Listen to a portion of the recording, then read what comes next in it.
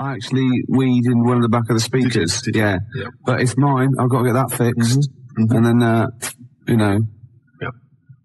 I thought something. Go on. When the electrician comes round, right, to fix my stereo, okay, they go, what happened to it? I said, oh, I'll pissed on it in the shop and that's why it's mine. He went, oh, fair due, yeah, well done, right? And he goes, right, that's 40 quid. As I hand over the money, just a little dribble, it's mine again. That cash is yours. Yeah. Fantastic. Yeah. Oh, it's so easy. You'll never have to pay another penny. I know. It's a shame we don't live in Ricky world. The Manic Street Preachers on XFM 104.9, and that's if you tolerate this, then your kids are going to get it too. The Spider and the Horse. Oh, remember that? It was great. Yeah, I don't really want to go into it. No, we had this idea last week, like, for Czechoslovakian sort of short. Right? Czechoslovakian animation. Yeah, with... That would be the music, obviously. Yeah, it's called The Spider and the Horse, and it's obviously a satire against the government, and the bloke, quite right, has been put in jail for the rest of his life. Yes. Yeah, and Jesuit coming around opening old wounds. Yeah. Yeah, we're just healing, right?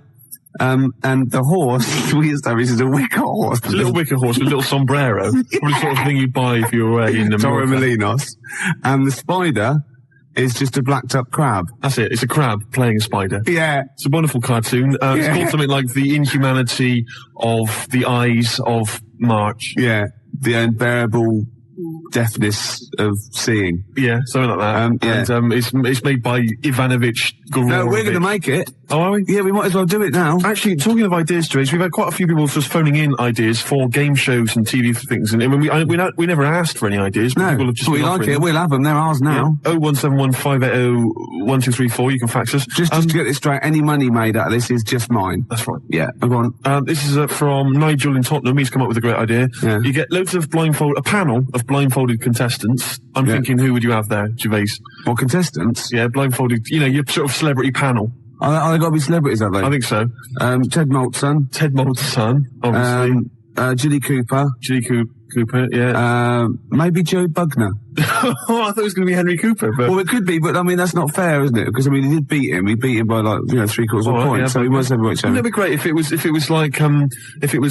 bloke that used to play Rene in Hello Hello? Yeah. Right, is Sue Pollard, and then it's Muhammad Ali. That'd be incredible. Like, Muhammad obviously now can't talk that well because of the Parkinson's or whatever, so he'd just be there, Yeah. Brilliant, that'd be great. Well, Sue Pollard's a really interesting person. So anyway, you've got your panel of contestants, and you bring on, a celebrity. Yeah. Whose idea is this? This is Nigel in Tottenham. Yeah. So you've got your blindfolded panel there. Yeah. A celebrity comes on, maybe, Nigel suggests Jeremy Beadle, yeah. Right? And they have to have their most deformed body part sucked by the panel of celebrities. Now, obviously, I assume in the case of Beadle, that's his weird, deformed, like, childlike hand. Yeah. And so they would suck that until... or his goatee.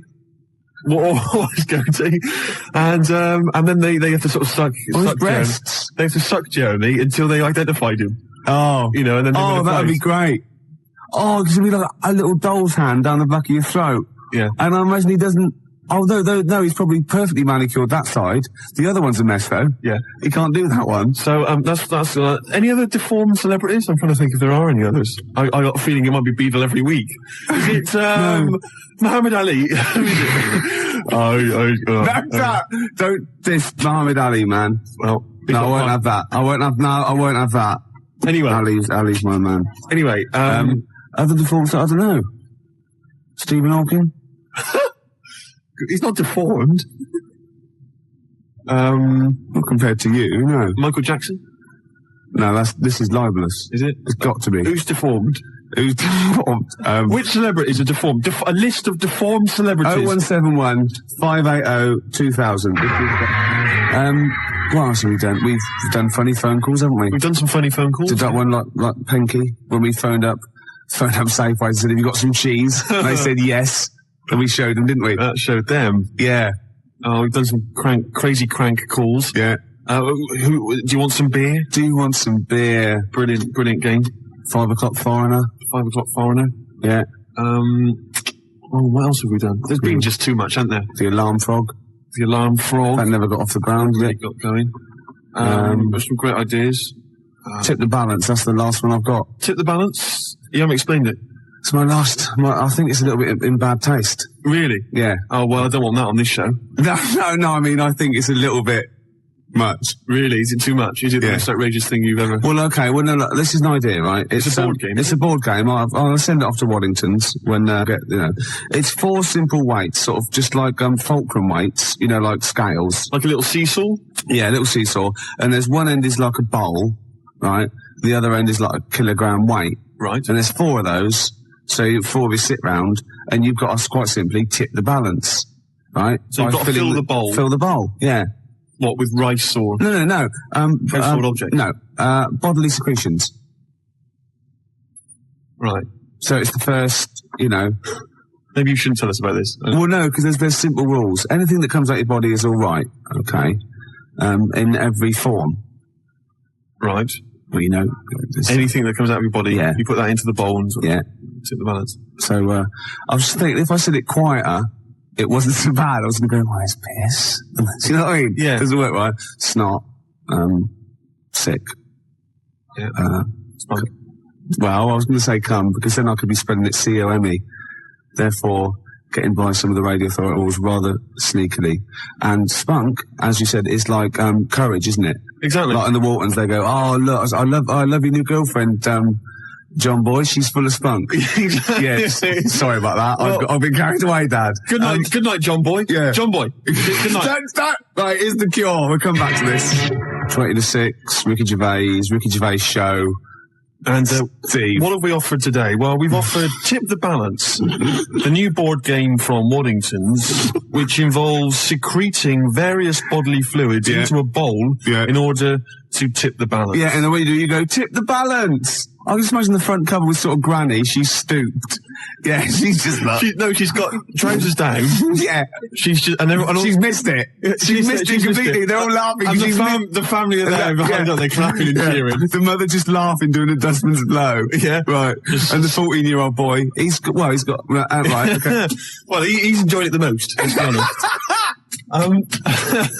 But what about if you know that bingo is the most popular evening pastime in the country, and there are these huge bingo palaces. Yeah, that's because with they haven't thousands of seats. Yeah. Imagine if they were all playing Tip the Balance.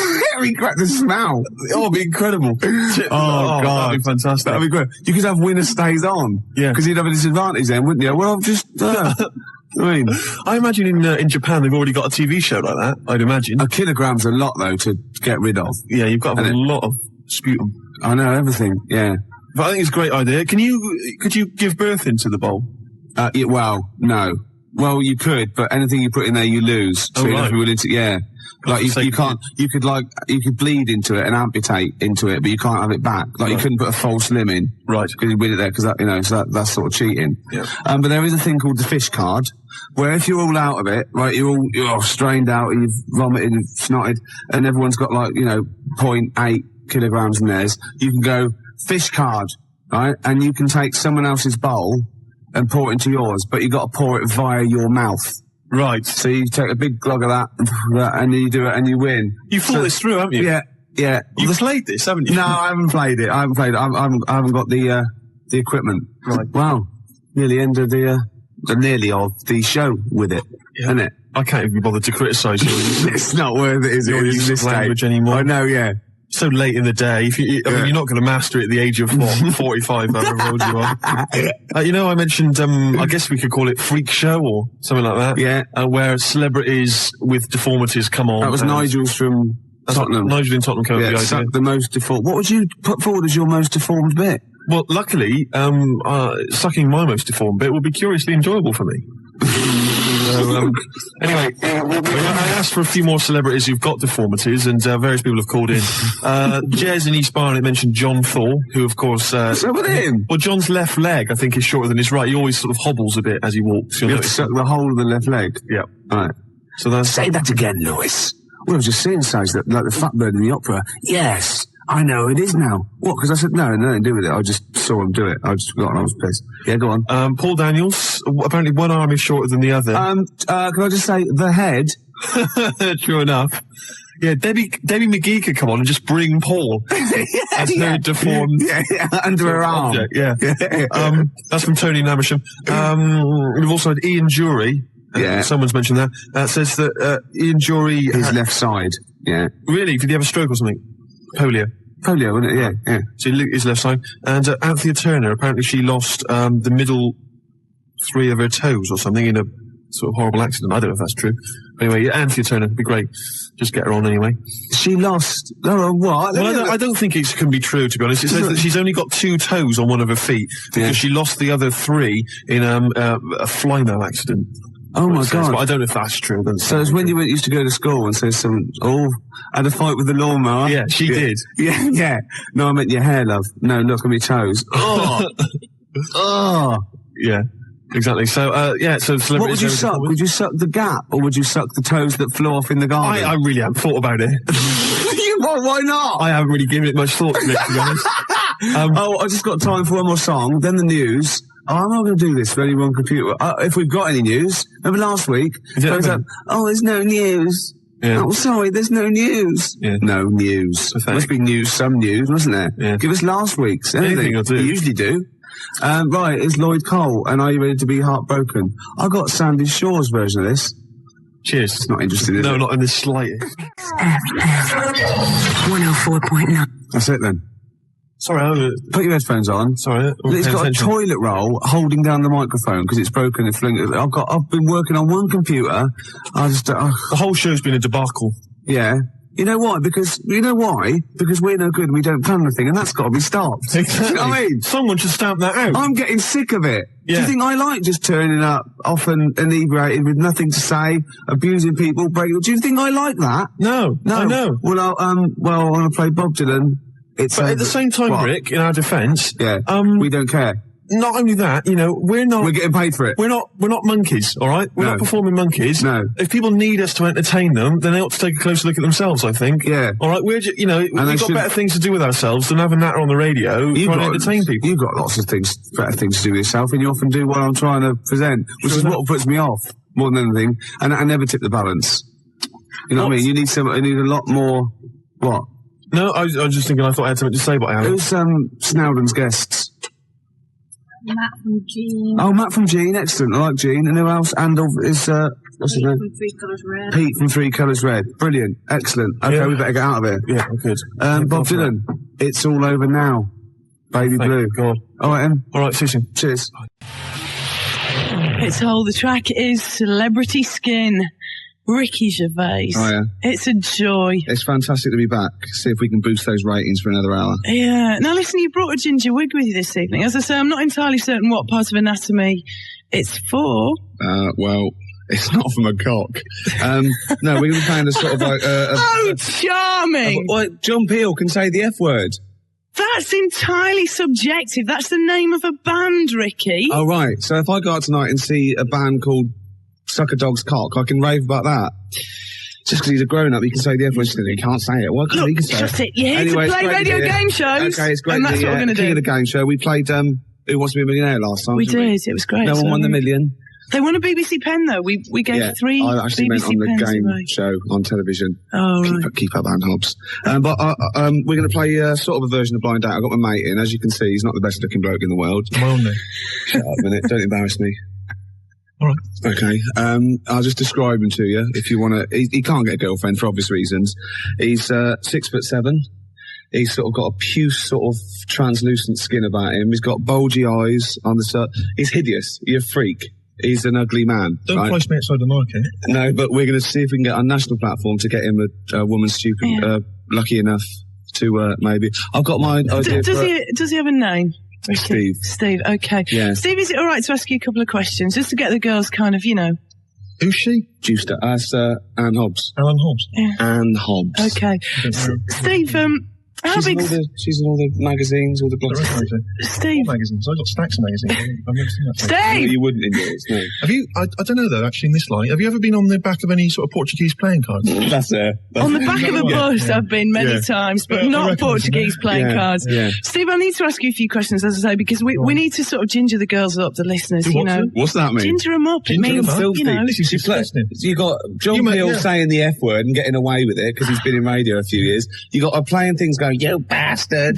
Then she's saying gingering you up. That's got to be illegal for a start. She's smoking something. What is it? Steve, It's not the crap. girls It's a big need joint. to It's a know joint. She doesn't smoke crap. a couple of things. What's your star sign? Hey? What's your star sign, love? What does that mean? Come on, it's When were you born? important. Quick, when were you born? What month? November. Yeah. What is he, Sagittarius? No, I don't know. How big's your appendage? My what? She's getting so dirty. She's just disgusting. I know. I didn't come in here to be insulted with this kind of thing. You can go that anyway, I've can't got you? things to be doing, Gervais. Do you know what I mean? She's the best they've got now. Now they've lost to Edmonds and Savile. What's happened to Jimmy Savile? No, he was good. He's beautiful. He loved the kids. He loves them. I think he still does love children. I've seen pictures. I know, yeah. Vicky, What's we're happened not to Jimmy doing a Savile? really good, a particularly good job at tantalising the female listeners. Okay, right. He's ugly. He's pig ugly. He's gimp. Okay. He's embarrassing to be with. He's so. What's the number? Give out the number. 0500 110 100. That's the number you need if you want a blind date with Ricky Gervais's desperate mate Yeah, tonight. Yeah. Yeah. A merciful act, I think, for Can I just any tell about woman. my idea for my own particular lovely game show to go on telly? It's got a big star in it. All right. It's called Celebrity Foxy Boxing. It's not scantily clad women. It's celebrities beating up Dr. Fox for charity. Hey! Just even do a link. You get the crankies come in and kick shit out of them. 0500 110 100. That's the number you need if you'd like to, if you'd like a blind date with Ricky Gervais's best mate. And it's Hobbs and Gervais this evening. Oh, we're playing blind date with Steve, aren't we? Gervais and Hobbs, really. I suppose we've got to ask Steve what sort of woman he's looking for. Yeah. I can't stress enough that he really is. I've seen women laugh when I've introduced him to him, and some sort of like get a bit scared. He is hideous looking. I want to let people know that, so there's no con involved. He's a salamander. What sort of woman are you looking for, Steve? Hey? What sort of woman are I you don't need all this, do you know all this stick? No. Coming here, Hobbs is starting it as well. Yeah. Between records, gabbling away. Yeah. Do you know what I mean? I don't mind. Well, but it's come on, just, get on with it. What sort of woman are you looking for? kind of woman, celebrity women, famous women. Like who? Oh, I don't know. Louise Woodward. Louise Woodward. She's a good-looking girl. Yeah. She's a good-looking lady. Yeah. I see you thinking there. You're thinking that with all that trouble with the, child killing, Yeah. that, there won't be a lot of people in the queue. On the reckon I contrary, can I jump to the top. think you're aiming a bit high there, to be honest. Really? What are you Yeah. talking about? You You're like aiming it? a little bit high. We're not thinking celebrity here, are we? We're thinking about the average Radio 1 listener that might appeal to you. I don't know. It's got to be a celeb, really. Mo Molam. Mo Mola. Oh, good-looking girl. She's You a like her good-looking lady. headband, do you? Well, it's funny you said that. I saw her on the telly, and she had like a little bit of lip gloss and big earrings and that big headband, and she looked like Simon Le Bon. Oh, he's a good-looking fella. Duran, a classic band. Actually, Louise Woodward looks a bit like Simon Le Bon. You like women who look like the lead singer of Duran? I'd rather that than women that look like the lead singer at ZZ Top. So Anne Hobbs is out there. She's out of it. She's out of it altogether. Look at Anne Hobbs Must there. be the What is beard. that? What is she Yeah. wearing? What is that? A smock?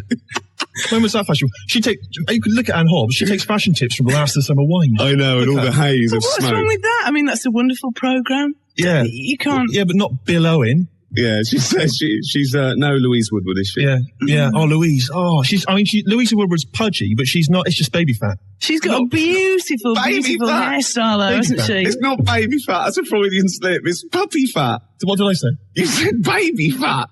Puppy fat. That's No, the she's phrase. gorgeous. She didn't- What are you talking about? She was completely remodelled. She didn't kill any puppies. She didn't. If Louise Woodward's been touching puppies, I'm not interested. I'll be honest. Forget it. No, I'm not going out with a puppy killer. That's just sick. You're not going out with anybody other than a God. standard Radio 1 listener this God. evening.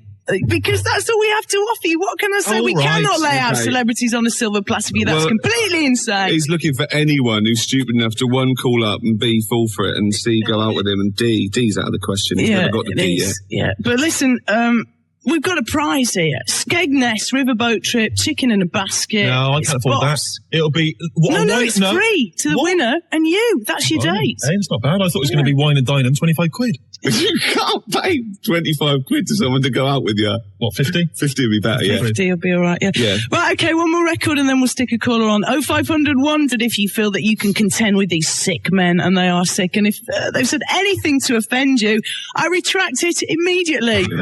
Yeah. Mel B. Ricky Gervais is with us. His mate Steve is absolutely desperate. Look at him panting. Desperate for a date. Oh. And happily, we've got Laura on the phone from Worcester. Hello. Laura, you've not been put off by all this kind of chat about, the aesthetics here. No, not at all, mate. Just go out for a laugh, don't you? Yeah, well, the good thing is we know you can't have any standards or you'll be listening to Anne Hobbs, really. So that's a plus, isn't it? I'm not, where are you from, Worcester? Yeah, we're from Worcester. I only know one thing about Worcester, it's that sauce, isn't it? Yeah, that's right. And it tastes nothing like Worcester, does it? Well, I wouldn't know. I haven't tasted it myself yet. Whereas Daddy's sauce, that's a dead I ringer. have plenty of Daddy's sauce, but not Worcester sauce. Hey, steady there. We better stop it there. Right, I've got a couple of questions for you to see if you're eligible for Steve. All right, then. Okay, start off. You've got Hang on a bit of sec, wet Ricky, did you pen these questions? I thought this was Steve's gig. Well, I'm looking out for him because he can get hurt out there. Look at him, as if he can look after. What do you think of him? That's serious, Anne Hobbs. Like, you can see him, they can't. Do you think he's a good-looking fella? Come on then, Anne Hobbs. It's all lots of this. It's all lots of gibbly gobbly, isn't it? She's talking all the time. You like but it, suddenly gibbly gobbly. You should be so lucky to get any gabbly gobbly, mate. Let's not start on that, Rick. So what do you think of him? Laurie looks good from the back, love. Oh, here she is. Do you still do that one, do you? Here's the old Anne Hobbs here. Yeah, who are you going to talk to Steve like that? What's going on here? I don't know. I didn't come in here to be insulted. What kind of woman's this? You can go anywhere, can't you? Right. Ricky, questions, come on. I take that off that Chris Moyles. He's hilarious. He's a zany bloke. He's mad. He's mad, isn't he? Yeah, he is. But not this Alan Hobbs. No, Alan Hobbs. Right, Laura. Yeah. From Worcester. Have you got a bit of a West Country accent as well, haven't you? No. Sorry. Just get on with it, Rick. God's sake. What's your favourite band? My favourite band? Yeah. I like a bit of Radiohead and like... My Iron Lung. My Iron Lung. You hate Radiohead, Steve. What are you talking about? I know it all. You told me you hated Radiohead. I know all the songs. I know all the lyrics. Yeah. What is that I Hate Radiohead t-shirt you No, shut up, Anne Hobbs. If she comes in, look at here. She's got it in for me, Alan Hobbs. Yeah? I know, yeah. Which is, let's try another question. Let me ask. Come on, if you're not careful, Anne Hobbs, they'll push you to after midnight. Sorry, let me ask a question here? All right? No, seriously. What's her name? Laura. Alan Hobbs. Shut up. This Laura. Oh, Laura. Do you like Aswad? Aswad? I don't think I was around when they were around. Of course she doesn't like Aswad. Well, good. No, excellent. You love Aswad. Shut up. You hate Radiohead. I've never heard any of their songs. I don't know any of their songs. Okay, you got one more question. Go on, then. All right, I'll ask a question then. What's her name? Laura. Yeah. It's simple things like that I need to master, isn't it? Write it down. Do you like those people, Laura, who like torture monkeys? Laura, not Nora. Whatever. I'm back to last summer wine again. Oh, Nora Batty. Anyway, yeah. now listen, shut up. I've got to ask this girl a question. She might be my prospective wife. Who knows? Yeah. Right now, listen, Laura. What? Do you like those people who like torture monkeys, and do experiments on rabbits and kill pandas for fun? No, she's an anti-vivisectionist. I can hear it in her voice. That is. You don't like any of that? No. See? No, all right, nor do I. No, sorry, I don't think you're matched, Laura. I'm sorry about that. We'll send you a... No, seriously, Rick, she'll be all right. Can we send her a Blue Peter pen? We can send her a BBC pen. Yeah. Laura, stay on the line and we'll get your address. Are you really going to blow this girl out? She sounds like a dream to me, Ricky. I don't even know. Of course I'm not going to blow her out. Rick, I'll do it. This one I do. No, you can't. No, she'll do. She can't. She's fine. And astonishing as it may seem, we actually have another contestant on the phone. Can you believe this? Who's this? This is Charlie in Oxford. Hello. Don't do it. Don't do it. Be afraid. Be very afraid. Honestly, I wish I could send you a photograph or fax you. I'm not exaggerating. This isn't a joke. He is hideous. It can't be that bad, can it, really? Well, they always say that. They always say that, and then they scream and they start crying, and I'm after there saying, I'm really sorry, I did warn you. Okay. So I'm just, okay. Charlie, where are you calling from? You sound like you're in a pothole. No, we're in Oxford Brookes Uni, N Block. N Block. Oh, N Block. Yeah, the legendary N Block, eh? Well, Not Oxford students. Is that people who are bad at the real Oxford? You get put in N Block. We're the bad ones, yep. What do you say? We're stupid, mate. Hilarious. Brilliant. Yeah, well done. Student humour. I'm not going to have a student, Rick. Oh, come on. Go I'm on. not touching a student with a barge pole. You never have, no. But Think of all the students... cheap cider. What am I going to say to a student? I don't know anything about anything. Oh, dear. Right, I'll ask you some questions. Come on, Ricky. Well, hang on. Are you still there? We're still here, yeah. What do you mean we? Listen, it's not an orgy, love. I don't know what you think you're after here. No, it's just me, darling, sorry. All right, it's a meal and 25 quid and then you're off home. All right, then, sorry. All right, unless you get lucky. Okay. Now then, let me ask you a question. No, They Ricky. come on the line, they're cheeky. Okay, right. Just do a favourite band first, surely. All right, yeah, favourite band. What's your favourite band? My favourite band is Ash. Ash. Yeah. Ash? What? You don't know anything about that, have you? Do you like Aswad? They're all right, yeah, they're not bad. Oh, okay, right, okay. Right, ask you a question then, quick. All right, what's your name? What's her name? Charlie. Charlie, yeah. Ridiculous name. Thanks.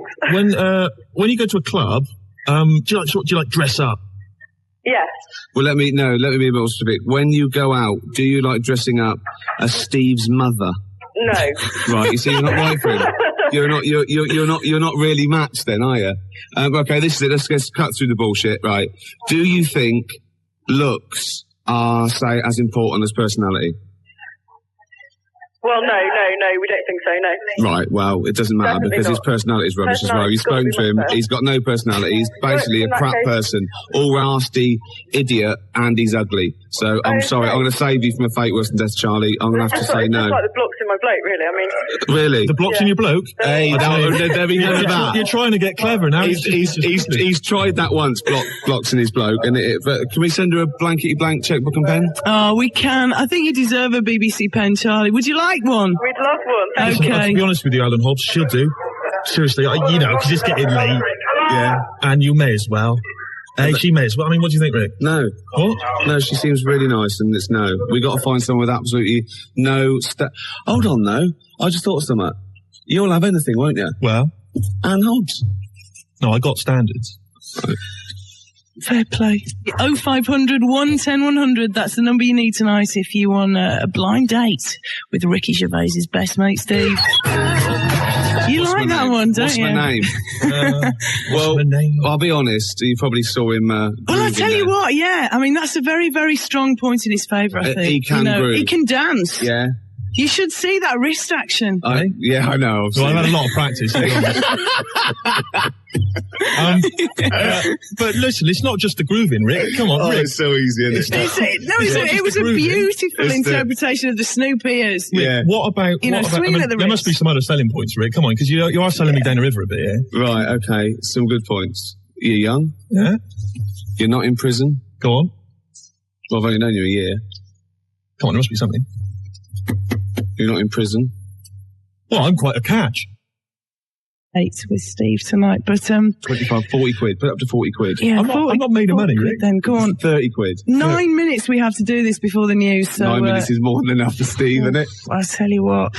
So, Steve, it's looking grave, isn't it? Really, It's like a what? it's looking grave. We've got one last chance. We have one last This chance. will be it. Yeah, and it's Wayne. He's on the phone from Manchester. Wayne, are you with us? Wayne. All right, mate. All right. How's it how you going? doing? Wait a All minute, I'll right. stop you there, Gervais. What? No, are you up for this, are you, Wayne? Up for a blind date with Steve? Yeah, much for anything. Excellent. Brilliant. Gervais, I'll stop you there. What? He's a fella. Yeah. You all right, Wayne? He might just fancy a pint. Yeah. You know what I mean? Yeah. I'll tell you, once he sees me, he won't want to drink anything, eat anything. I'll tell you, he'll only have one thing on his mind. Yeah. Get out. Yeah. No. He's up for it. So, He sounds keen to me. Yeah. Right. Okay. I'm heterosexual, Rick. He's a fella. Steve, you've got no chance with either sex, so it won't make a difference. Why restrict yourself? In fact, I'm thinking you probably shouldn't restrict yourself to the human race. And if Wayne's up for it, he's warm-blooded, he's human, he's from Manchester, I know. He's obviously got a sense of humour. He's which is obviously very important. Yeah, wait till he sees him, he'll lose that straight away. Well, I've got to ask you a few questions, Wayne. Go on then. So do you like walking on the beach? Maybe in the sunshine? Maybe in the rain? Do you like poetry, for example? Yeah. Yeah, what's your favourite band? Do you My like Asthma? favourite poet. No, what's your favourite band? My favourite band. Yeah. It's got to be the one and only Oasis. Oh, Steve loves Oasis, don't Yeah. you? It's got to be. I've never heard him. Oh, he loves Oasis. I don't, Oh, what's your favourite food? Do you like Aswad? Aswad. Yeah. Shine like a star. Oh, he does. Oh, yeah. he knows it. I bet you love could that even one. sing the chorus for us, can you, Wayne? Shine, Come on, can you shine sing like the a chorus? star.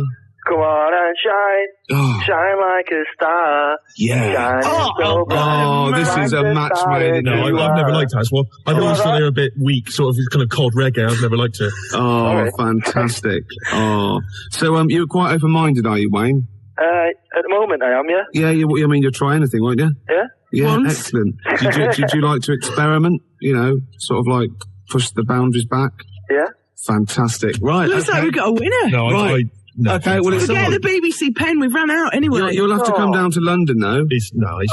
I thought to be safe, maybe you could meet somewhere. Well, Ricky, we've got the Skegness Riverboat trip all set up. Chicken in a basket laid on. Will you come back next week and tell us how it went?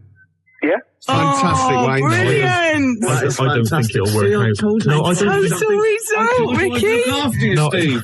Oh, yes. I don't think it'll work out. So, Ricky, we made it. Can you I believe knew we would. it? No, I never let him down. That is excellent. Looking forward to the date? Well, when is it? Because I can't make it. Well, you don't know when it is yet. No, I can. You'll be all right. You'll be all right. Don't I was worry. thinking It's not what I was looking for. I was looking for sort of, a kind of Monica Lewinsky type, Yeah. sort of person that you know what you're going to get before you even start. There'll be no embarrassing things like, oh, Monica, I've got this idea. Would you mind? Yeah, Well, exactly. she's already at it. I've got some cigars. Well, actually, no, I got a packet of Camels. Will that do? We could actually probably stump up for a couple of Radio 1 knee pads, though, couldn't we? Yeah, To take away with him tonight. we What kind of a mind she got? I know. Stephen Wayne. I'll It's tell you a what, Alan Hobbs is beautiful famous for it. Is she? partnership. Have you still got those playing cards? Those playing cards. Man alive. Is Wiley on them as well? Wiley? Yeah. Oh, dearie me. I tell you, Wiley, the poor man's Anne Hobbs. Really? Let me think. Well, that's very nice. That's very nice. Isn't that's a touching compliment? We isn't can't it? come back, can we? 'Cause You can't you're ever again. going after 12. I know, yeah. So, This is it, a fond and final farewell. Well, it was short-lived. Yeah, Story of my life. yeah. Well, I'll see you all. Thanks for listening. See you later then. Cheers. Bye. It's Mary and Hobbs on Radio 1 till midnight. Right now, it's for the news with Phil Williams. What happened to Foucher? Never mind felching, it's 11:30. 97 to 99 FM, Radio 1 Newsbeat. Well, in that case, Slade it is then. no, Black Sabbath. Slade, I'll get lost. Slade. And if we're counting Black Led Zeppelin, Sabbath. if we're counting Led Zeppelin, obviously Led Zeppelin. No. Black Sabbath. Sabbath are better than Zeppelin. Oh, come on. No. You're wrong. You're having a mental aberration if you think. Go on, give me an example. Well, there's a fantastic story. Just the ludicrousness. Is that right? Is that a word? That's a word now. Ludicrosity. That'll do, yeah. Tony Iommi was asked when they hit big in America what it was like for Black Sabbath, and he said, "Oh, it was mad. We went back to the hotel, and there was like 10 Satanists sitting outside the hotel room, all dressed in black with black candles. So he blew the candles out and sung Happy Birthday to them." Oh. Yeah. So that is but Led proof. Zeppelin said, "Been a long time to the rock and roll." And I think that sums it up. Are you squeezing your lemon? Yeah, I'm squeezing my little lemon. I'm putting my little cocktail chipolata on the table between 2 pickled onions and seeing if that And the fat juice is bridesmaid- running down your leg. Yeah, and the juice is running down my leg, indeed. Well, we've embarrassed ourselves. Yes. I think in a way we might have embarrassed XFM, and I know. think certainly Maybe, we've embarrassed London. Yeah. So who have you just had someone on the phone or on the fax saying I what about was the voting for sneaker? the sneaker pimps if they're from Birmingham. I didn't know if they were Are or they not. from? I don't know if sneaker pimps are from Birmingham. Yeah, but but I'm I think they are. Them small potatoes compared to the Sabbath. Yeah, the Sabs. Exactly. What is this obsession with Sabbath? I always thought Sabbath were a bit of like a joke rock band. Like I can't believe you Well, said that. Led Zeppelin is like the mould of the first rock gods, the greatest British band of what? Yeah, and who have Led Zeppelin got an influence? You know what they've influenced? That whole brand of poodle rockers with big hair like Extreme. That's what they've influenced. That's not their Whereas fault. the Sabs, their influence has been really heavy, great rock bands like Nirvana and things like that. You know? Sabbath are the best thing to come out of Birmingham, Ricky. without It's any as shadow simple of a as doubt. that. Okay, let's do it up to Thursday. I want proper votes, right, on faxes, right? Who is the best, the most influential, the best band out of Led Zeppelin and Black Sabbath? You're Simple as that. playing with Then we- fire. then It's we like count up. comparing Bobby Davro to Tommy Cooper. Oh, It's, well, it's honestly, I don't think so. I believe it is. I think it's like comparing, let's see, Go on. Europe Right. with Bernard Butler. Bernard Butler being Led Zeppelin. What? Black Sabbath. Wow, that's a bit abstract. But they're both completely crap. Yeah. Oh, whereas Bobby Davro's brilliant. Ricky, you said tomorrow we're going to have a debate. It's like comparing something I don't like very much with something I like a lot more. Yeah, but well, you that's like the fair enough. Smiths, so you're erring on the side of soft. aren't you? Whereas Sabbath are hard. Yeah, well, I like hard stuff as well. So you like Europe and hate Bernard Potter? No! Is that what you said? Other way round. You hate Tommy Cooper, but you love Bobby Davro. How's that work? No! Well, that's what you're saying. They're twisting it, Claire. Please vote for me. I'm by myself in the studio. 0171 580 2000. Never vote for it. Led Zeppelin's better than Black Sabbath. 0171 580 2000. We've got 10 more minutes to leave Campfield. Let's ask Campfield. Campfield. That is the... Go and get him. We're just going to get him. Anyway, Matt, let's a bit of small talk here. Yeah. So you've enjoyed yourself today, have you? Yeah, I have. Yeah, but yeah. He's wrong. He is wrong, isn't he? Yeah, he's having an aberration. Oh, he's here. He hasn't been listening. Right. Have you heard what we've just been doing? I've got no Okay, right. Ian Campfield. Don't Completely impartial. Seriously, you two look away, right? Right. Okay. I'm going to ask you, don't know what we think or who thinks, just answer the question, right? Right. In your opinion, who is the most influential band on the world rock scene? Right. Don't give me any clues. No, we're not saying anything. Who, in your opinion, is the most influential band, the better band for you, and who influenced more people, out of Led Zeppelin and Black Sabbath? And what scene? The rock scene. They're all rock scene. The most influential in rock Just and pop. the best band. Yeah. Best band. It's got to be Led Zeppelin. Yes! Yes! I'm taking that. Yes! That's it. You're scum! That is it. You're scum! Because Led Zeppelin were Led Zeppelin when they weren't. They folded up. Black Sabbath, great albums with Ozzy Osbourne. 20 years after that, I'm afraid they went crap. You didn't stipulate the Ozzy Osbourne people. You said, if we asked Campfield, that would be definitive. You said it. You laid it on the line. We didn't give any clues. Campfield said, Led Zeppelin, that's it. I'm happy with that. Play a record. Right, this is incredible. Don't even talk to them. Why? What's happened? David Keenan took all these, right? Led Zeppelin got every vote except one. Every single person was for Led Zeppelin except one, and that wasn't to Black Sabbath, that was for Dave Keenan. Out of those two, said, I'll vote Dave Keenan, give him his own show. So Zeppelin got all the votes, Sabbath got none, Dave Keenan got more than Black Sabbath. Thank you. It's official. For the discerning punter, of course, Black Sabbath will always be there. But for people that just say, for people who haven't got Bonnie phones, Tyler, people who can't use the phone. I like the phone, but I can't use the phone. No, of course, people who can use modern technology. It's Led Zeppelin. Excuse me a minute. Who did you say, Sturgis? Well, I was going for Sabbath. Right, Sabbath. And did you do the Friday Rock Show on Radio 1? Exactly. Arrest that case. No, arrest my case. And so do I. And so do I. You can shout I think I do. I think I laid my case before you, and I rested it there, and it was lounging. The fingerprints of a koala bear are so similar to that of a human being that if they were found at the scene of a crime, the police would not be able to tell the difference. That is the fact that I remember. That is the fact. And is it true? Well, it depends what sort of crime it was, really. But you got this from a reliable source. Of course, the internet. So let me get this right. The fingerprints of a koala bear are so similar to those of a human being that if they were found at the scene of a crime, the police would think that a human had committed that crime. Yeah. Or vice versa, maybe. What kind of a crime is that? The great koala bear eucalyptus robbery. Right. Yeah. So they've come in, right? All the police have come in, the detectives, right? Quincy's come strolling about half hour later, and they go, "It's all right, Quince, we've solved this one. This is obviously a human being." He goes, "Oh, is it? Oh, is it?" They go, "Well, yeah, of course it is. There's a bloke here. He's been bludgeoned to death with a lead pipe in the conservatory. He's a big lad. It's probably a 6-foot bloke, and he's hit him with the right hand by the window." Quincy goes, "Oh, it's a 6-foot bloke, was it? Oh, yeah." They go, "Yeah." Well, it goes, "Oh, right, no, it's just that, you've ruled out the possibility of 5 koala bears standing on each other's shoulders, have you?"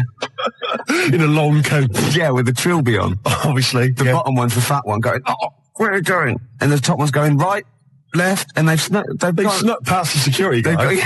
Yeah. And they've got... He's just said, "Go on through, sir." Yeah, yes. Go on through, yeah. It's at press. Yeah. They've gone press, right?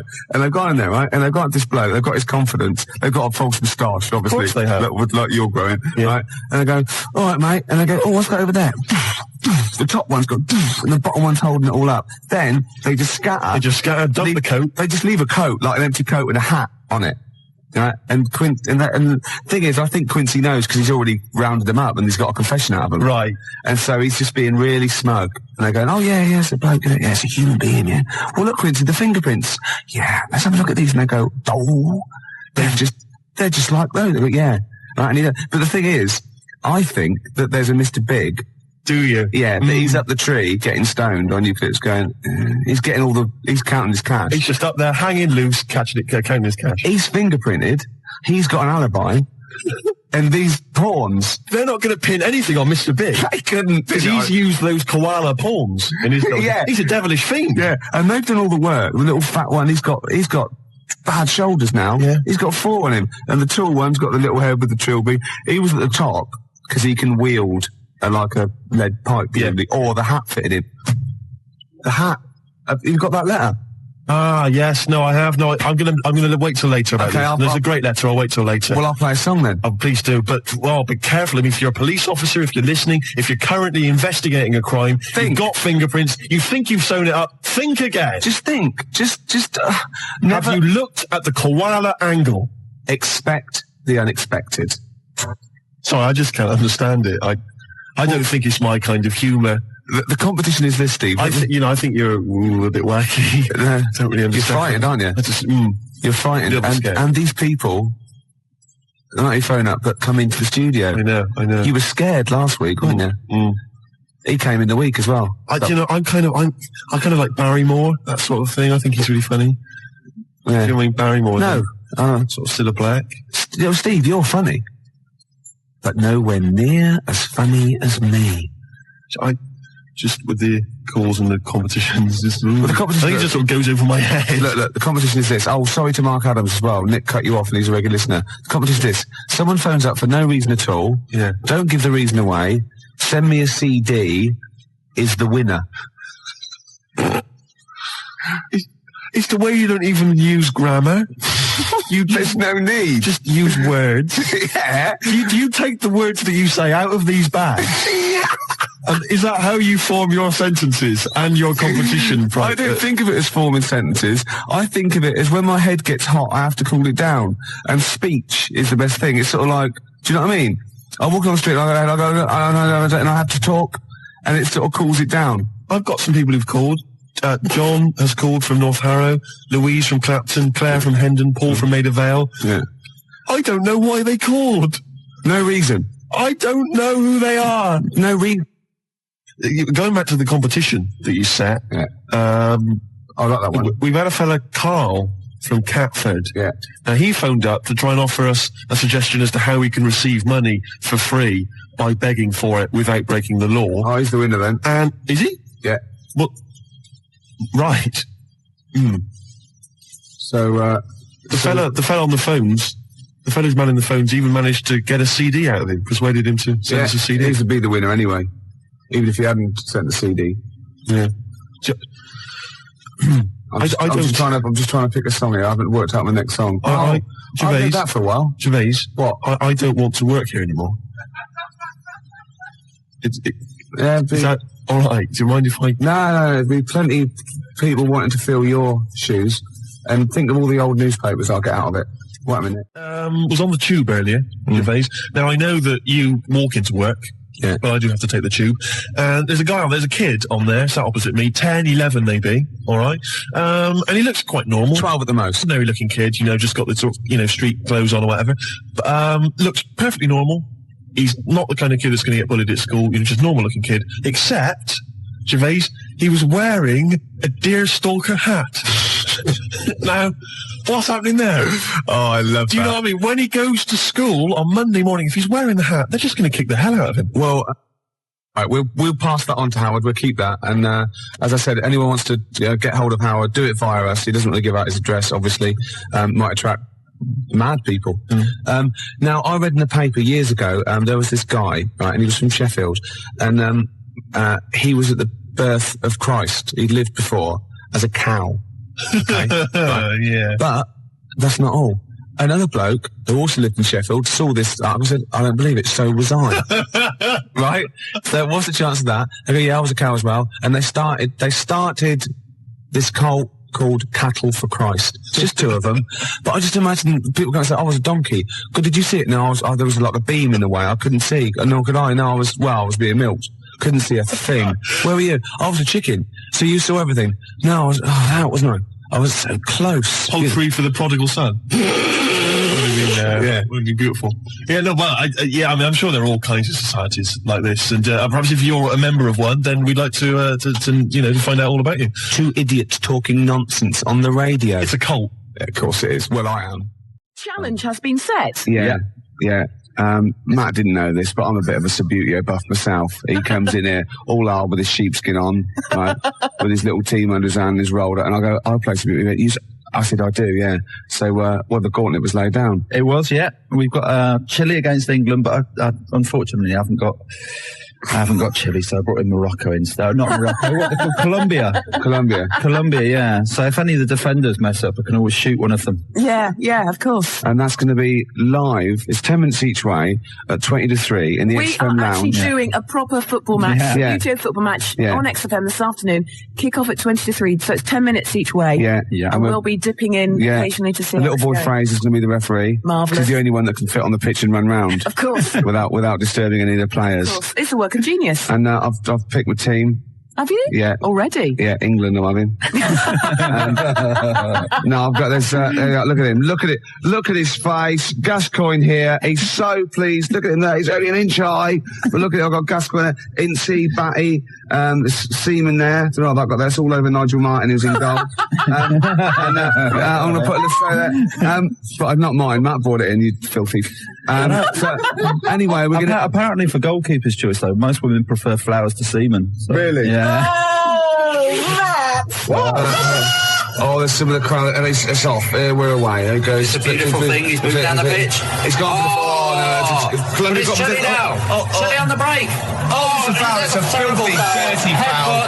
England, the crowd don't like that much. And he's run up there. There he is. He flicked a plastic man. Barry Spinnaker there and little Tommy Tompkinson from the airline. Jimmy Twizzler. Oh, there he is. Oh, but they've given it away straight away. It's the number 11 there, and he's running all the... Oh, it's a goal kick. It's a goal kick. There's little boy Fraser there on his horn, right? On his high horse. Half time. That's it. No, we'll be back in a minute. That's ridiculous. Riley. That is stupid. We can have a penalty shootout, though. I nearly sprained myself then. I had to stop in mid-swing. That's happened before, though. We will be back at the XFM. Mum, I don't want any tea. I'm busy. You're very good with your fingers. Right after this. Well, Claire, England are down to 10 men. I had to pull one of my players off at half-time. That's very kind of you. My boys only get oranges. I used to do that to mine, but they wouldn't put the tights on and have the bag over their head. But here we go. And it's look at that lovely ball there. A Hoddle-type ball into nowhere in particular. It's Chile again. They're showing out there in England. They fouled his own player. They missed it completely. England move up there, and it's a dirty foul. I'll take it. Quite a dangerous area. He's moving 2. He's not... 1, 2, here we go. I've never been in such close proximity to you, Ricky. England in possession again. Oh, look at this move here. It's like you have to say, they're keeping it. They're playing with the ball now. It's a foul. He's going to take it quickly. It's there. 104.9 XFM. You all right? This is Karl, producer of Ricky Gervais and Steve Merchant. They're not about today. Ricky's on holiday. Steve couldn't be bothered. So I'm left here with all the DATs. That's a digital audio tape of all the shows they've done since they've been here over the last, I don't know, year and a half or something. So we'll play you some of the best bits. All right, so here's the first bit. Here's a problem that someone's emailed in. Yeah. We're taking emails today. If you've got a problem, a concern, or, just a general query that you think Karl could answer for you. It could be about anything. It could be about some of the big kind of philosophical questions. Yeah. It could be something to do with war or famine, anything like that. Or it could just be a personal dilemma, something that's happening locally. Anyway, this seems one that I think you probably have you and your father have probably come across this sort of dilemma in the past, and I'd be interested to know what your take is on it. Let me see, this is from Lee Matthews by the look of it. He says, he lives in a suburban area where the local teenagers also live on the same road, and they're running riot. They're smashing wing mirrors off the cars, they're crashing into parked cars on their skateboards, and they're just generally making mayhem, night and day. What can he do to stop this going on? The parents of the kids don't seem to give a damn. Anyone who complains to them, they just say, oh, piss off. The police are useless because they never catch them in the actual act of violence, which is what they got to do to apparently convict them. So they don't know who to turn to, really. It's rather like when a little old lady went and got the A-team, and he was dressed as an elderly Chinaman. Exactly.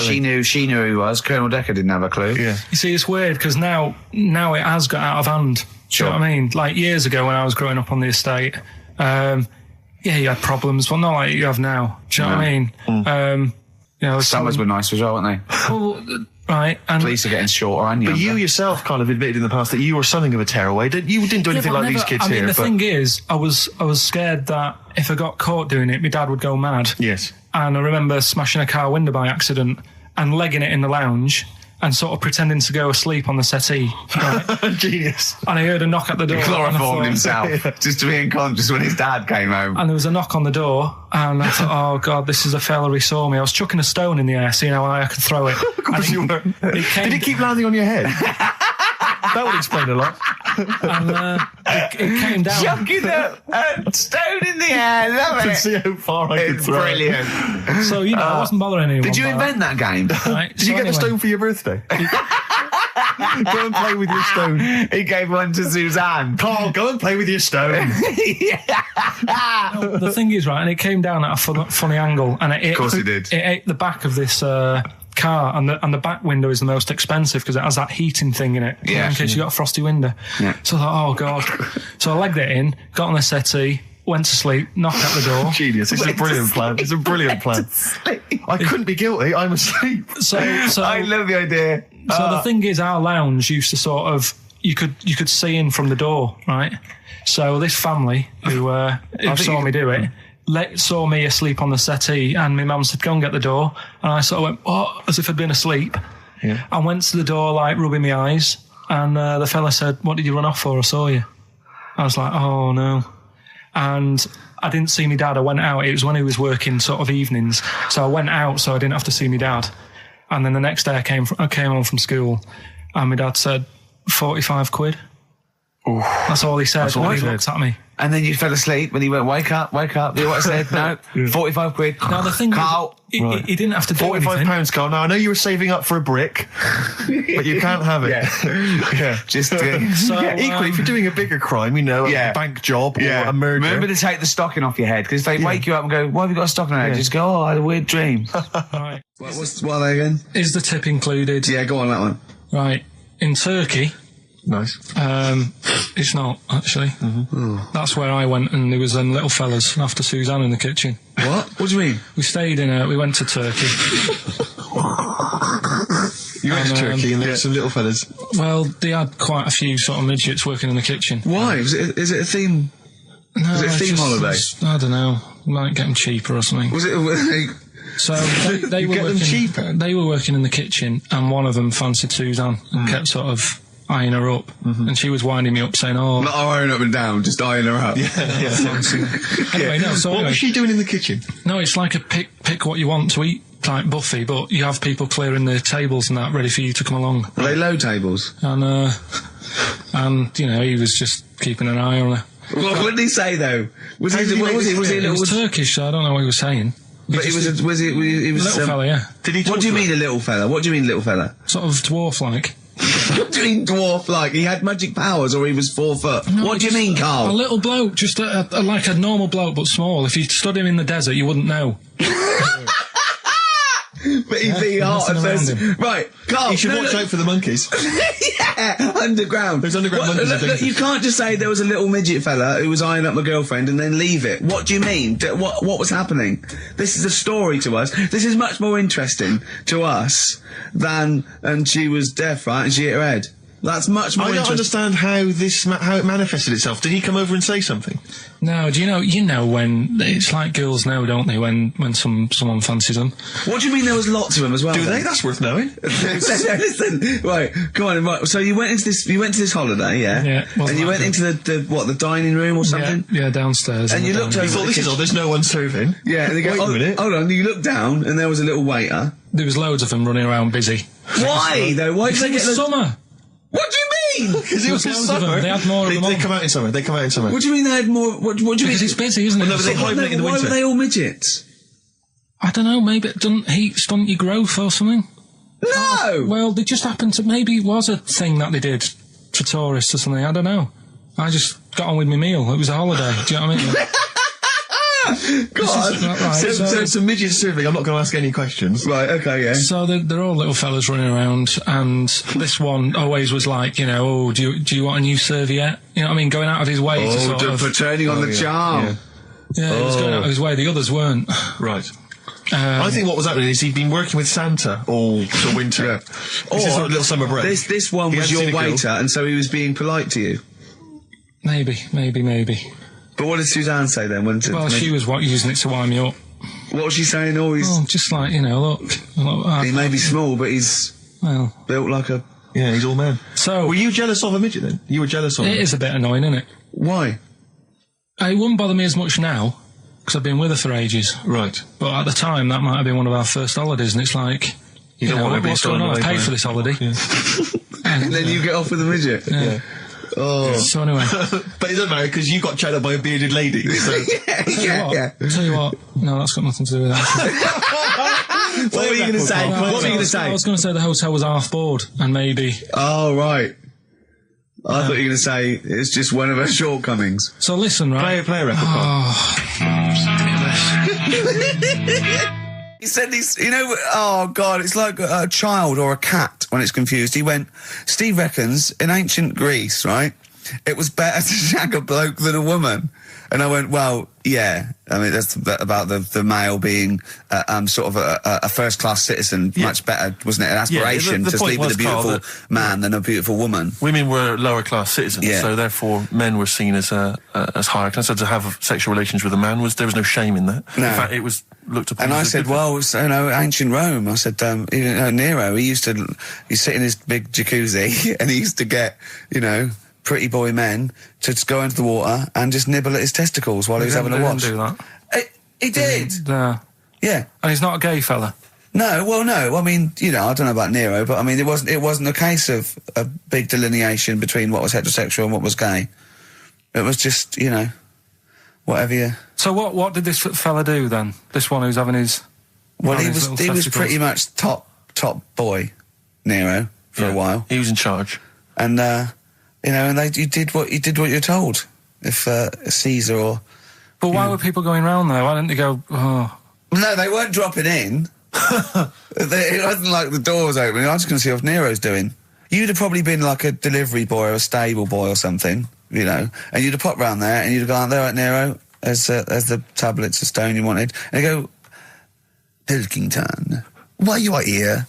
Pop under... I don't know why he's French. What is that? I don't know why he's French. Just pop under the water and nibble at my testicles, and you'd have done it. Because he was Nero. I wouldn't. He would have. Well, there's no way I would have done. Yeah, well, you would have. What have I done? I've dropped a pizza off. Yeah, you put around to Nero's place with the pizza. I've dropped a pizza. Right, I'd say I've done my job. Right? Yeah. That's not the sort of tip I wanted. No, he'd have said, get the little baldy chap to nibble at my testicles, and you'd have done the water. I wouldn't have done it. No, well, you wouldn't have put me head on the water.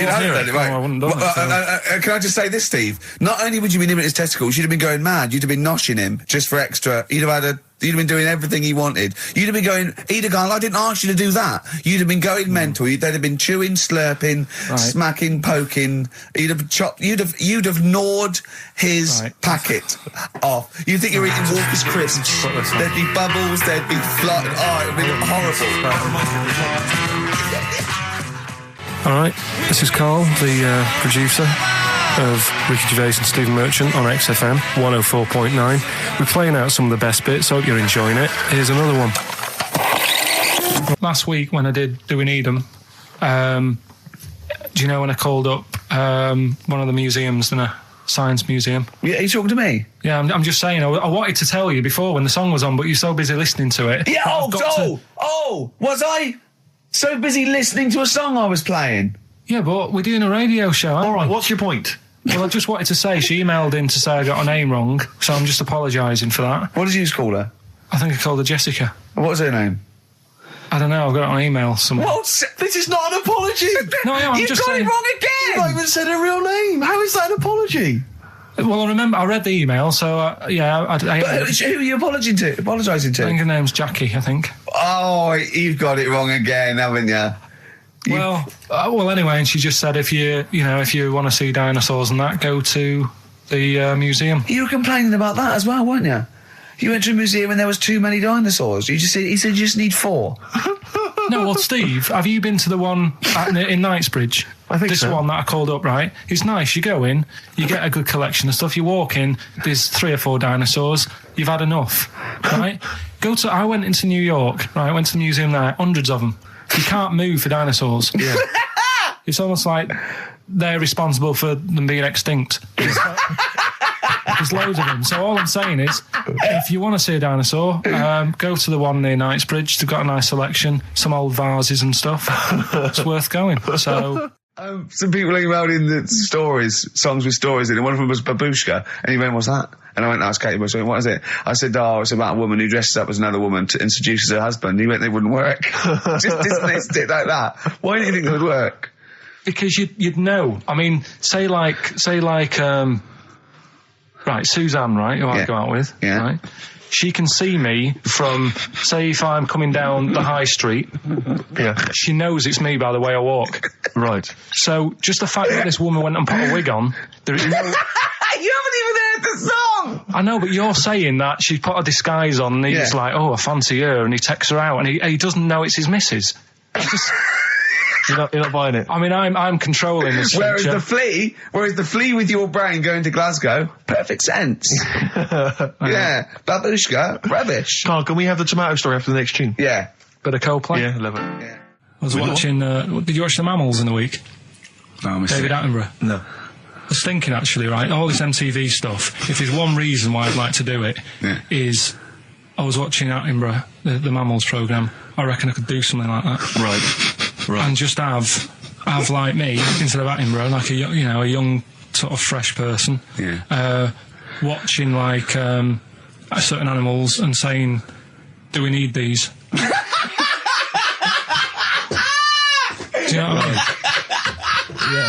Yeah. Oh, God! What do you call it? Death on Earth? Well, that's amazing! Do we need these? And, the audience at home would vote. Would there be some kind of telephone like a vote? vote-out system. Oh, the thing is like, it's something interesting that Attenborough was saying the other night on on Jonathan Ross's show, on his telly show, right? He was saying, he said, you could take all the humans off the Earth and it would carry on. But take, like, some animals off it, mammals and that, you got problems on your hands. I thought that was quite interesting. Yeah. So it's like the question is, do we need these? Is that part of the big thing? Right. Like jellyfish. Yeah. We've talked about jellyfish. Yeah. Yeah. So which mammals in particular were you talked about watching on that you Zoe Ball thought... show, haven't you? Hey? Which mammals were you thinking we don't need when you watched the show the other night? Any in particular that you thought they don't need them? They're not of interest. Well, I like whales, but I don't know what they do. And they're taking up quite a lot of room. Sure. But stuff like but like jellyfish, I looked into because I was talking about them, and they were saying they've got no eyes, no heart. There's something like 97% water. Yeah. They're blind and they do about 33 miles a day. Right. So it's like, do we need them? Could we clear them out? Yeah. The big net. That would be like the programme. What? Right, we'll get rid of them. Next week we'll be looking at rhinos. I think it's genius. Honestly, I think it's genius. And like going along, sort of like picking up sea anemones and going and just lobbing them into the sea. Well, what do you think about MTV doing that? And then I just, in between the bits, play music. I play music related to fish, so I could play like fish. Yeah. Like Rock Guy, or the animals. Rock Lobster. Yeah. Or what else could I get could in run there? and run. What other songs have got animals in them? The monkeys? Could play the monkeys. Yeah, there's about 1 million, so let's not start this. No, but do you know what I mean? So do we need this? So MTV flies you around the world to the most incredible exotic locations. You sort of climb up a tree or whatever next to, I don't know what lives up a tree, some kind of rare parrot. You say, look at that, it's colourful, it's interesting. Oh, you like sloths, don't you? No, they just live up trees, but I'd say, do we need them? Why? Well, what do they do? What do you mean? What do they do? What do you want from an animal? Carpentry. What do you want? I don't like scorpions, right? But then I found out they look after those monkey things. They're not monkeys, they're lizards. Well, all right, yeah, then lizards. They look after the lizards. So there's a reason. But do you need the lizard? Would be your next question. Because the local people made shoes out of them. But not when the scorpion protected them, they didn't. All right, we don't need them then. Okay. So ultimately, would anyone decide? I mean, do the animals kind of get a chance to mount a case for their survival? I mean, is there maybe someone that comes into their corner and sort of defends them? I'd have like a David Attenborough type character who says, well, they do this, and I'll go, yeah, but do we need that doing? Yeah. Okay. So what does an animal need to do in order for you to feel that it sort of gets a chance of life? I mean, like a pet, like an animal, like a dog maybe, or a cat, I mean, they give a certain affection to its owner. Is that a valid reason to survive? Not particularly for you. Not really. No, okay. I've been saying that, though. Blind people use dogs, so they are useful. So dogs are useful. Farmers use they dogs. often save people, don't they, in snowy weather? Cats. I'd have to think about it. Okay. Keep the mice down. Yeah, but you've got rent a kill. Okay. So what I'm saying is something that will affect the world. Right. I think you'll find everything does. Except Karl. I'm not sure what effect he's having on the world. I'll tell you what, though, Steve. Right? Did you watch the Mammals? I didn't see the Mammals. They had bison on it. Right. The weirdest looking things you've ever seen. Yeah. They've really you're on dangerous ground here, Karl. They've really got it's like, decide what you want to look like. It's just a mismatch of stuff. It's got a really big airy head. Yeah. Unlike you. Sort of bald at the back. Right. It sounds like someone you went to school with. Was there two of them? Oh, brilliant.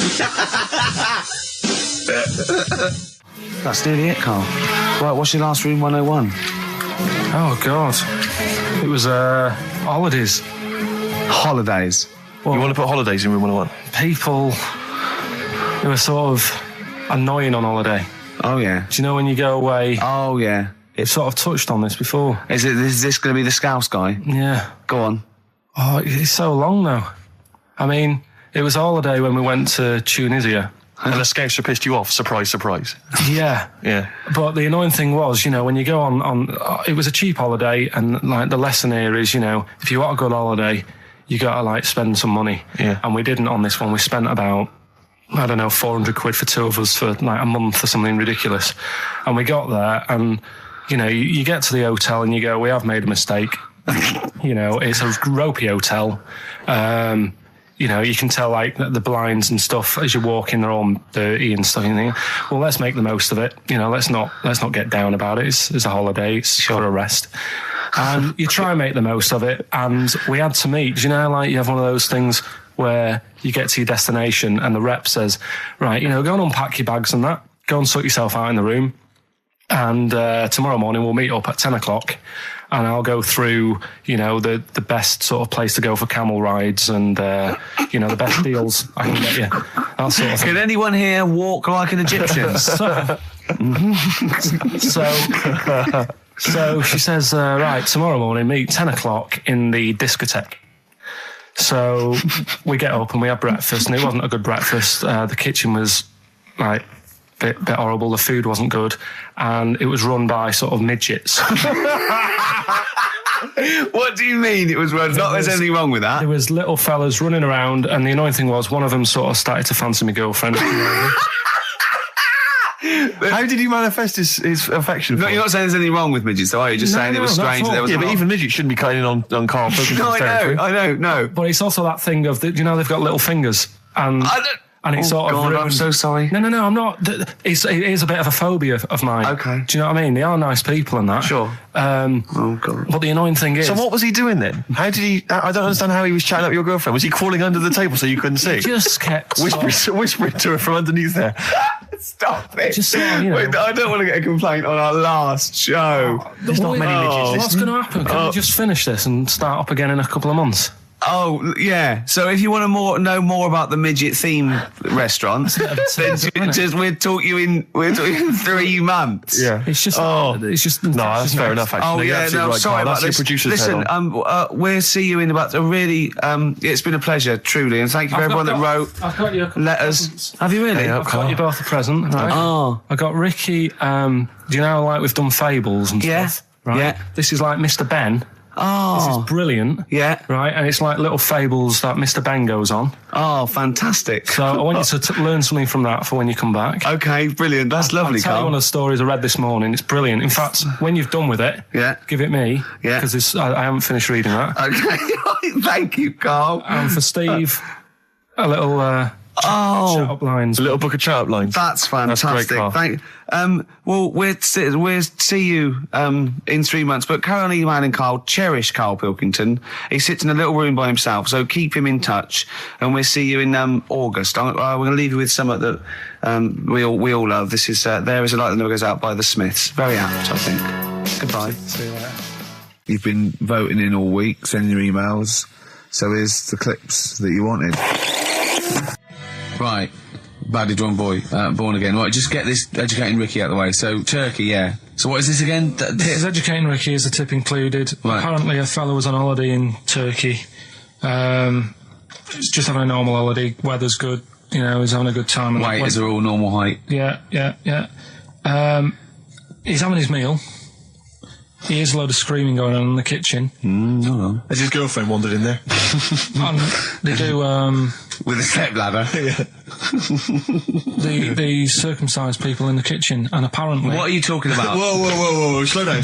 We were sidetracked there for a minute. What are you talking about? Well, I'm excited about 2 things at once here. One, they circumcise people in the kitchen. 2, I guessed it was someone losing the end of their knob. He did, yeah. I started thinking like Karl Pilkington. Extraordinary. That is amazing. Apparently it was going on. It wasn't just a one-off either. Well, when I say a one-off, I mean they did it more than once. Yeah. Right. And there was it was there for a week, and apparently the first night it was quiet, and then the rest of the week, every day it'd be like having his breakfast, or even his lunch, or even his tea. Yeah. Right? He'd be doing it all day. Oh. You'd be hearing lunch and breakfast, fair enough, really. Yeah, circumcision at tea time. Don't do that. And apparently it's a tradition over there. You can't even make a complaint about it. It's like, well, you should have found out before you come over. See, it. I can't believe this is true. Sorry, I'm a little I bit can't lost. believe this is He was true. in a restaurant, in a hotel, and there were people having circumcisions in the kitchen. Yeah. Is that right? I'm even worried that we're bordering on the racist here, suggesting that is tradition, that Turkish people cut the end of their cocks off in the kitchen. Yeah. At meal times. I think you're wrong, Carl. This just sounds ludicrous, Carl. No, I don't think it happens everywhere. Right. I think this Just in this hotel. Certain places. Certain hotels. Certain hotels. What is it, like 2-star? Yeah. Why did he go to the Foreskin Inn? It was his own fault, wasn't it? So that's sorry. That's it, is it? Have they closed? Wait. That's the story. You educated me, right? Once a fella saw some Turkish people cutting the tip of their knob off in the kitchen. Thanks very much. Thanks very much, Carl. Got any more? Well, there's things you can learn from it. Either don't go to Turkey. No! Don't have calamari when you're over there.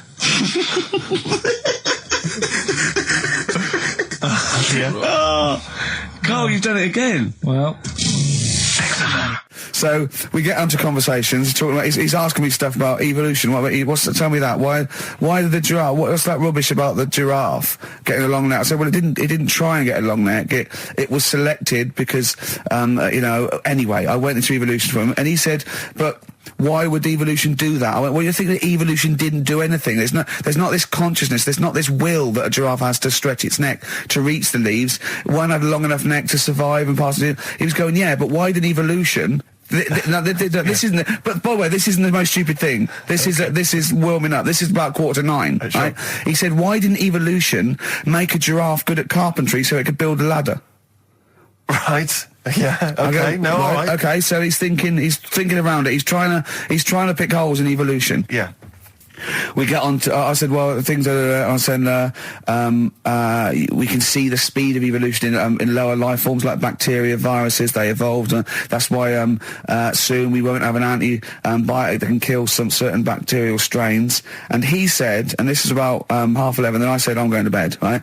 He said, in the future, they reckon that you'll be able to wake up and eat a yoghurt you can have a chat with. I don't know what that means. Let's put a song on, right? No, and we'll come back to it. So you're going to explain that? Yeah. You've got an explanation? The Verve and Sonic on XFM 104.9.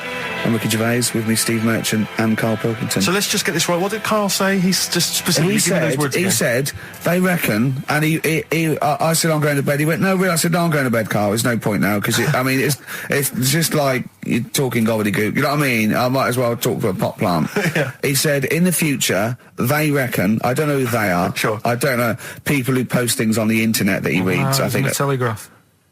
Anyway, complete the sentence. They reckon that in the future you'll be able to wake up. I love it. There's a little scenario, an embellishment, like this little. Oh, hello, darling. It's your yogurt. Hello. You'll be able to wake up and eat a yogurt you can have a chat with. All right. Well, thanks for that, Rick. I'm looking at you. I'm going to throw that over to Karl now. Right. It's when I was away on holiday, right? I got. I don't normally buy the Telegraph because it's too big and that, innit? So, but they were giving it away for free on the plane, so I thought, ding dong, might as well have it. And I saw a couple of things in it. I thought that would be interesting. I saw this thing about the future, and it was talking about evolution and what have you, right, which I always find weird, because I always think that maybe we've sort of done it wrong anyway. Do you know what I mean? I sometimes think you can't evolve. By definition, evolution can't get things wrong. Things change, that it's not successful, it can't pass on its genetic material, but if you're around, it's working. If you're around, it's working. Slugs are as evolved as they need to be. Slugs are as evolved as you and me. That's true enough. Yeah. No disrespect, but it works. It works. Sorry, they're around. Anyway, what's your point, Karl? No, I mean, I think we probably would have been better off staying as a fish. Just because there's more water than land, isn't there? Right. And you wouldn't drown. This is why I went to bed. No, I'm thinking of dozing off now. No, but do you know what I mean? From, what was it? It was bacteria, it was fish, mermaid, man, onwards and what have you. So anyway. Oh God! No, there are a few knowledge gaps in your theory of evolution. All right, Mum. You generally got it right though. So I mean, basically, yeah, it went bacteria, fish, mermaid, man. What's next is the big question. So it was telling you all about this and what have you, and saying how like we shouldn't have interfered, because maybe if we wouldn't have invented planes and what have you, maybe we'd be able to fly and what have you if we really needed to and stuff like that. Okay. So we've interfered with evolution, you see. Right. Well, then it was saying, well, what's the future got? Well, yes, in one way we have interfered with evolution. Yeah, the evolution of the human being in society is changing. It's no longer based on the strongest or the fittest, because medical science can keep us alive long enough. People can pass on their genetic material where without this civilization they wouldn't have been able to. So yeah, there are different parameters, there are different pressures, there are different things that say whether we're going to pass on our genetic material or not. Okay, so in that sense you're right. And that, Rick, as far as I'm aware, has led to a yoghurt that you can eat and have a conversation with. So this is what it was saying. It was just saying, you know, we're living in mad times and that. You know, there's a lot of weird stuff going on. One of which is... And the fellow was just saying, you know, with computers and stuff like that, the way it is, we'll be able to wake up... Go on. Have a chat with your yoghurt and have something to eat. What do you mean, have a chat with your yoghurt? Because of the amount of... I mean, you have them yoghurts already, those friendly yoghurts. Those bacteria-friendly ones, so this is just a really friendly one. Yeah, they don't... Oh, God! I'm like bears! Do you know what, sometimes, Karl, I think that we're having a chat with a yoghurt. Do you know what I mean? There can't be any difference. Yeah, but then I'm always reminded that would be more entertaining. That would be more informative. Is this something that happened to a friend of yours, or is this... No, I read about it. You read about it, okay. There's this little lad, right? Okay. First of all, it's years ago, right? When they didn't have decent doctors in like every town and that. Yeah. And this little kid is dead ill, right? Yeah. And the local doctor Well, there's a phone call involved, so I don't really get the impression that it's like medieval times. Yeah. Yeah. But I didn't say that. I just said it's years ago. So this kid's ill, right? Yeah. And he's lying in the bed, and he's all going funny colour and that. Yeah. And his mum says, I'm going to get the local doctor round. The local doctor comes round, and he says, so I don't know what's up with him. He said, leave it with me. Leave it with me. He said, the doctor said that. I'll have he said I'll phone up a top doctor. Okay. Who was in America or something like that. And so he goes to the phone in his office and he calls America, and because it's years ago, the phone line isn't that good, it's all crackly and that, right? Yeah. So he's talking to the doctor and he's saying, I've got this kid, he's a funny colour, and he's really weak and that. I don't know what's he's up not with him. giving him much to go on. Right? Sure. So the American doctor, right? Yeah. He goes, what you want to do? And it's all breaking up, right? Yeah. He goes, what you got to do? You got to, it's all breaking up. You've got to give him some parrot's blood, right? Some parrot's blood? Well, that's what he thought he said, but the line was really bad. Yeah. He meant parent's blood, but he heard that he said parrot's blood. He said, right, I'll do that, leave it with me. I can see where this is going. He goes to, a pet shop. Yeah. He says, give us like half a dozen parrots. Sure. Takes them round to the kid's house, takes the blood from the parrots, puts it into the kid's fine. The kid's fine? It worked. Such a load of shite in my life. I've never heard such twaddle, such just made up, enhanced, exaggerated bollocks in my life. A load of old rubbish, Carl. I mean, when he told me this, he said, the doctor said, what do I do? And the doctor on the other end said, give him some blood. And the doctor went, where do I get blood from? So hang on, wait, I just need to where do I get blood from? Give him some parents' blood. Give him some parents' blood. Give him some parents' blood. Yeah. But hang on, I just need to know where you read this. Carl. Where was this? Where did I stitched you up. You know what he said? He said, so do you believe it? I went, tell it to Steve. He went, do you believe it? I went, tell it to Steve. Carl. But where did you read it? That was on the internet. What? About where illnesses. Is it on the internet? All right, XFM 104.9, Ricky Gervais, Steve Merchant, Karl Pilkington, not here. It's the best of. You've been voting in all week, sending your emails. So here's the clips that you wanted. And just remembered recently, actually, I was on a train coming back from hometown Bristol, and I was on the train, and this girl walks on, good-looking girl. I thought, hey, largely empty carriage. I'm thinking, my luck's in, because I take every opportunity, Carl. That's the thing about me, I don't choose. She was a good-looking girl. She sat down. I thought she sat down right near me. I thought, brilliant. As this guy comes up behind her and says, I think it's probably a boyfriend or something. Sits down next to her. And I listened in on the conversation, obviously, because I'm pretending to read. It was very clever. I read the same page for hours. I was pretending to listen. I was listening, but pretending to read. And I realised that it's not her boyfriend or anything. It's just some guy she's met on the platform. And I'm thinking, brilliant. If she's the kind of girl who's just going to start talking to someone, on a platform, on a train, brilliant. I'm going to be in here. Because he was only going one stop. So I'm thinking, what's the worst that can happen? He'll nick off. I'll get chatting to her. And who knows? I could join the... is there a train equivalent? Foot High Club. The Foot High Club, brilliant. And so I'm excited, I'm listening in. And it turns out that they're both kind of graduates who've just finished university, or they're coming to their finals or something. And they're chatting away, and he's making a couple of witticisms, and she's kind of tittering at his jokes. I'm thinking, well, I'll tell you this, if she's laughing at this kind of material, I am going to blow her away, with my kind of anecdotes and wry observations, It was weak stuff, I got to be honest. Really? He was coming out with nothing. He was running on empty, as far as I'm concerned. Yeah. And she was loving it. So I'm thinking, brilliant, I'm going to be right in here. And then they get moving on to higher brow things, and I think she was going to study kind of Marxism or something like that, or communism, something. And she was asking him, by way of conversation, she was asking him what he knew about Marxism, And he was fumbling for his vague knowledge of it that he had in his life. And I'm just sat there thinking, come on, love, in any given capitalist environment, the proletariat will revolt against their oppression by the bourgeoisie, and after a brief period of socialist rule, emerges a classist society governed by community cooperation. Well, if that sort of talk wouldn't get a woman hot, I don't know what you'd use then. If Marx and Engels is not going to get a woman sweaty down below, hello, I then know. nothing is. No. Then my name is You're not just Steve biding Merchant. your time. Yeah? Exactly. I Yeah, thought, yeah, I'm just going to go in for the kill any minute. Yeah. So anyway, it comes to his stop, right? He gets off. I'm thinking, this is a piece of cake. And he gets off, and off he goes. He walks off. And I'm thinking, brilliant. And I thought, I'll wait. I'll wait till the train's pulled away. I'm not going to leap in straight away. No. And he comes back along the carriage. And I'm thinking, hang on a minute. He goes, listen, do you mind if I give you my email address? Oh. Right?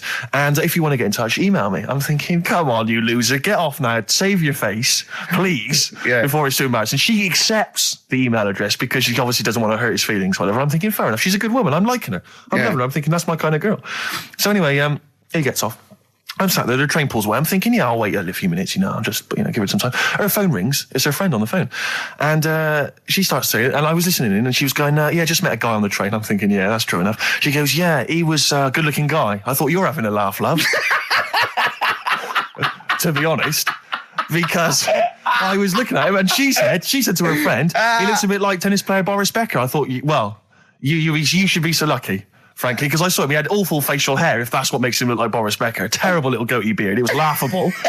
I thought, I don't know. And then she goes the thing, and she's like, yeah, I met him, we got chatting and stuff, and she was going, it's not often that you meet someone, generally in life, who's, kind of thoughtful and intelligent and funny. I thought to myself, I'm not even going to waste my time with you, love. Frankly, if that's what you thought of him. You just walked away. And I'll be honest with you, I didn't even bother talking to her. No, you were just didn't even waste my time with her. If she thinks that bloke is not only great looking, funny, but funny and intelligent, and she got on well, and he was polite, and it was a chance meeting, and he thought, and she thought that you were like a freaky looking dog who didn't even have the nerve to speak. That is what if that's what she thinks, then I don't want to know her. I couldn't. You walked away, and good luck to you. And I have my dignity intact. Yes, and she's nothing. And Karl Pilkington with his brand new show, What's the Song? What song am I thinking? No, I mean... You're nervous about this, aren't you, Rick? I am. You're worried. Well, because I've heard some of these clues before. And they're ramblings... Sometimes they're close to ramblings of a fool. Right? And it really is like those, what am I thinking? Yeah. I don't know, though. I actually was genuinely impressed by Born Slippy. I have to give him the benefit. That's one of the better ones. Because that was short, sweet, and it worked. Some of these, you say, they're not going to be quite as pissy. Some of them are like Emily Bronte novels. Now, listen. We're just going to go for it then. You do it, and we'll just get people to call up because I want to see the general public's confusion of trying to work out. Why don't you give us your next clue, and then we'll play a track, and then we'll hopefully have people on the line after the track to try and answer it, and you can recap briefly. So give us your clue now for what song am I thinking of? Right, this one. It's about a woman. And she's just normal, nothing wrong with her, or so she thinks, right? But there's the twist. Is this like the Tales of the Unexpected? And she's got she's got her mates and she's having a normal life, having a good time and that. And then this thing happens, right? And she starts to stink. And she can't have a bath, right? And she really wants to have a bath. She's dead sweaty and stuff. She's going about her daily stuff. She can do everything else normal. She can eat, she can talk, everything. But for some reason... she can't have a bath. Is there a coal mining husband in the bath? Yeah. Is this Born Stinky? She can't have a bath. So a woman can't have a bath? Yeah. Or a shower. She can't. Okay, leave it there, Rick. Don't try and guess. It's not for us to guess. The general public can phone up and ask questions, so I just go for it. I'm not sure they can they? I think so. Otherwise, we don't want just people just phoning up and getting it. What about this? Why don't they can ask one question? Yeah. They can ask one question of Karl, then they have to make a guess. Okay. 08700 800 1234. Have we got someone on the line now? Let's do it. Let's go for one. Let's go for one. This is edgy radio. This is letting Karl stuff. live. Go on. Hello, XFM. Hello, I'm ringing about what's the song? Absolutely. What do you think? Well, I'm going for Dirty Diana. Dirty Diana. See, that works. That's a great guess. It does. Yeah, but it doesn't work because why can't she have a bath? Okay, so the answer is in there. I was going to ask you. Well, that's your one question. That'd be the answer. That would be the answer, I'm afraid. What was your name? Shelley. Shelley, thanks very much. Shelley, I should tell you that, that you should never take this personally because no one can really get into the mind of Karl. So don't beat yourself up about this. I don't expect anyone to get these clues. No. So well done. That is a fine guess. Thank you. Thank you. Okay. Anyone else there? Let's hello, XFM. Who's that on the line? It's Chris. Hello, Chris. A question for Karl? Before you give us I haven't thought of a really good question or anything yet. You just want to go for the guess? No, what I thought was, I'm sure Simon Mayo used to do this when he did the breakfast show on Radio 1 years ago. No, he didn't. So you've just pinched this idea, Carl? If you're going to rip someone off, Carl, do not rip off Simon Mayo. I haven't ripped this off. I thought this was a new idea. I was going to do it with sound effects instead, but that's... he used to do that, and he used to get his team to play other characters. You idiot. Well, no, hang on. Not you, Chris. I'm saying you idiot to Carl. Yeah, but nothing's new anyway, is it? So I'm not getting annoyed about it. True. What do you think the answer is? Is it Cornflake Girl by Tori Amos? Good answer. She couldn't have a bath because she'd go all floppy and then go down the plug hole. Good answer. She'd go all soggy. Yeah. So is it Cornflake Girl? No, it's not, but that's a great answer. It could have been. All right. Okay. You're already seeing the error of this, aren't you? I think this is great radio. I'm really hooked on this. I'm genuinely excited This is really like that, those so-called lateral thinkers. A man got into a field and dies. Why? Yeah. He ran out of air. No. Not the one I'm thinking he was of. Shot. Well, no. Yeah. That was a good answer, well, but... couldn't, like, Simon Mayo, sue you or something for doing it? Well, you stop. Don't mention that. Yeah. Listen, I think if you're going to steal ideas from someone, it should be a brain box like Mayo. I mean, he's the man who's the only example of one I can ever remember here on his show, because I was quite young then, was some people were pretending to, like, tap someone's phone or something, and then they got caught, and the answer was just bugging by whistle, because they were... Genius. That was absolute genius. That's absolute genius. See, Carl, that's the sort of standard you've got to come up against. Yeah. Thanks very much, Chris. The phone lines are hot. Oh, hello, XFM. Hi, is it Candy Perfume Girl? Is it what? Candy Perfume Girl. Candy Perfume Girl? Yeah. Candy Perfume Girl. Is it? Well, who's that by? Madonna. No, it's... That sounds like an obscure album track. No, it's just one of her songs. Just think about it. She stinks and everything. She's a normal life. I didn't say she was a sweet or anything. But for some reason she can't have a bath or a shower. Is this a big song? Just to give him a clue. It's a bigger song than Candy Sweet Girl. Thank you very much indeed for your guess. It clearly is right. Thank you. Cheers. Sorry. Okay, one more, then we go to a record. Come on. Okay. Go on. Hello, XFM. Carl. Yeah. Is it High and Dry by Radiohead? High and dry. High and dry. Now that's great. She smells, which is another word for high. She's dry because she doesn't have a shower. Carl, if it isn't that, yours will never be as good as that. He's the winner. Whatever you're thinking of, that clue is brilliant. What's your name, mate? It's Richie. Richard, I mean, you can't beat that. That's a bit too lateral. Don't be stupid. It's perfect. He's made yours into a clever clue. He's made high, she smells, dry, she never gets in the bath or shower. It's not that, is it, Carl? No, it's not. You don't even get that, do you? Not really. Have you ever heard of the word high being used to mean sort of smelly? No. No. Oh, what? That was where you went wrong there, mate. Richard, I'm declaring you the winner, even though that isn't the answer. I don't think we should give up this early. Can we just let's play a song and, give it one more chance, because if people think about it, it is really easy. So I'm not going to find out the answer now because I've got to go out. Okay, we'll do it very quickly. Stay in for 10 minutes. We're just going to play a new Coldplay track. Okay, let's play Coldplay and then we'll come back with this. Carl, it was you that worked out the maths and worked out I was 28, because they just worked out I'm 27. You are 27. No way. Yeah, I asked you, didn't I? And I said... but what I sort of questioned was, I said, well, if you're 27 today, that means last week you were 26. Well done, yeah. That's irrelevant. So therefore you assumed that I must be 28 then? Yeah. Whereas I assumed you were using, your knowledge of maths, such as it is. I wouldn't do that. No, sure. Wow. I actually got lost in that conversation because I genuinely didn't know what he meant would mean last week you were 26. I don't know what that meant. I don't know what it meant. Wow.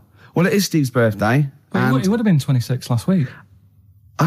Sometimes you genuinely frighten me because it's those staring eyes. There's nothing behind him. It's this little bald head. Looks like Davros looking at me. Genuine fear on his face when he enters into a conversation with another human being. What bit don't you understand? If he's 27 today, he would have been 26 last week, and he doesn't look 26. He didn't look 26 last week. He looks older than 28 today. You've started on his birthday. You're still having a go at him. Carl, I don't look like the kind of hot stud that I actually am, but face facts, that's the truth, mate. Yeah, live with it. Get with the programme, jeez. Well, let's have a little bit of cake. Okay, that's appropriate. See what it is? But you mean the band, don't you? Not the cake. You haven't actually bought a cake, have you? Got anything at all? Well, here we are again, XFM, on a Saturday. Just gone 1 o'clock, Steve, if I'm very much mistaken. But we're not here as such. We're away again, gallivanting around. We've got to do the special sort of best of again. Okay. which we did a few weeks ago. So this is the best of the last 3 weeks, which I think is, I think it's the best 3 weeks we've ever had. But I'd like it condensed into 2 hours. Yeah. Yeah, some great music as well in there. Yeah, there'll be some great music interspersed with fine chat that you've already heard. Yeah. Except this bit. This bit's new. We've actually, out of the kindness of our heart, we've come in last week. Yeah, yeah. And we've done a few clips just because we felt a bit guilty about shooting off. Yeah. Even now, having heard this link, I'm beginning to wonder if it was worth our time. Yeah. Well, should we play a classic link? Let's play. I'd love what from the last 3 weeks. After this is Feeder. All right, so here's the first bit. Now listen, I'll give this one. This is an easy one. Now just think, right? Think just what it means. They're not that hidden. They're not that cryptic. Just think what this means, okay? Okay. When the Hares addressed a public meeting and claimed that all should have fair shares, the Lions answered, "A good speech, hairy feet, but it lacks claws and teeth such as we have." How would you use that? No. What do you think that means? This is translated from the, I don't know, Greek or something. I don't know. It was Aesop. Where's he from? Greek. Yeah. So shall I do it in my own language? Okay. So what would happen if there's hares and they have a meeting in the jungle with like loads of lions and go, "Hey, hold on, wait a minute. I think we should all be equal and share everything, all right?" And the lions go, "Well, yeah, it's easy for you to say. We've got claws and teeth." Yeah. What does that mean? It's saying like, of course the hares want that because it's better for them. The lions get nothing out of it because they're already king of the jungle. That's right. So it's negotiating from weakness. Anyone can negotiate from strength, but negotiating from weakness is it's be lovely. It's a lovely utopian look at the animal kingdom. But the way you said it is better than the way they worded it. Well, that's because Ricky's very much the modern Aesop. I mean, many people have thought that. That's why he's getting a lot of awards with the TV show. For him, that's a fake. So look, I'll take that home and read ones you like and tell me about the ones you like, ones that click. I don't care if you only come in with like 1 or 2. Go, I'll tell you what, Rick, that's there's one thing that I've learned from that. Because sometimes you can know all these phrases and until something happens, you don't think, everyone's heard, to, I don't know, to err is human, to forgive divine. And then something, might happen, and you go, oh, that's what that means. That's amazing. So, Do you know any, Steve, offhand? What's that? A fable. Well, I would imagine that the most famous one I've always remembered is the lion with the thing in its hoof. Do you remember that? Paw. The lion, yeah, with the spike in its paw, and a smaller animal gets out for it, but it still attacks it anyway. Well, that's life, isn't it? Well, I read one the other day, actually, which was very interesting. It was one that the famous film director Orson Welles said. Oh, yeah. Which he said, apparently there was a bear going across a lake, wading through the lake, and a scorpion said, well, let me go on your back, will you? Come on, just let me go on your back, we'll go across, it'd be brilliant. He goes, well, no, you'll just sting me. You go, don't be stupid, if I sting you, you'll die, and we'll both drown. And he goes, oh, fair enough. Who was doing the stinging? The scorpion. Right, okay. And the bear's wading through the water. Yeah. So the scorpion jumps on the back, and they wade through the water, and halfway across, the scorpion stings the bear. And the bear goes, well, we're both going to die now. He goes, yeah, it's my nature. I thought he was going to say, I can swim. Oh, you're the best. What's the one about... Does that mean anything to you? It's my nature, i.e., that's in my nature. That's the way it is. That's what I do. Yeah, I'm a scorpion. Yeah, one of my favourite ones. These don't mean anything to you, do they? I mean, one thing is you're not impressed by them. They're all right. What about this? What about this one? Don't trust bears. Here's one of my favourites. What? He said, well, why not just say, don't trust bears? The bear's the one that was too trustworthy. Don't trust scorpions. Yeah. Right. Here's one of my favourite ones of all time, okay? A lion is dying. It's an old lion. He's in the front of his cave, and all the animals come around, like the foxes and the hyenas and the rabbits, and they're all taking the piss out of him, and they're laughing at him, and they're laughing and going, you can't fight us now. And just before he dies, he goes, fine, but I was a lion once. What does that mean? Don't know. Well, he's saying it's better to have lived and had what I had, because I was great, if only for a short time, and you lot are still alive, but you're nothing. You're rabbits and hares. I was a lion once, so, you know. Are they always using animals for these stories? Well, yeah, I could change it to refrigerators and household appliances if it would make it help, but animals, you know.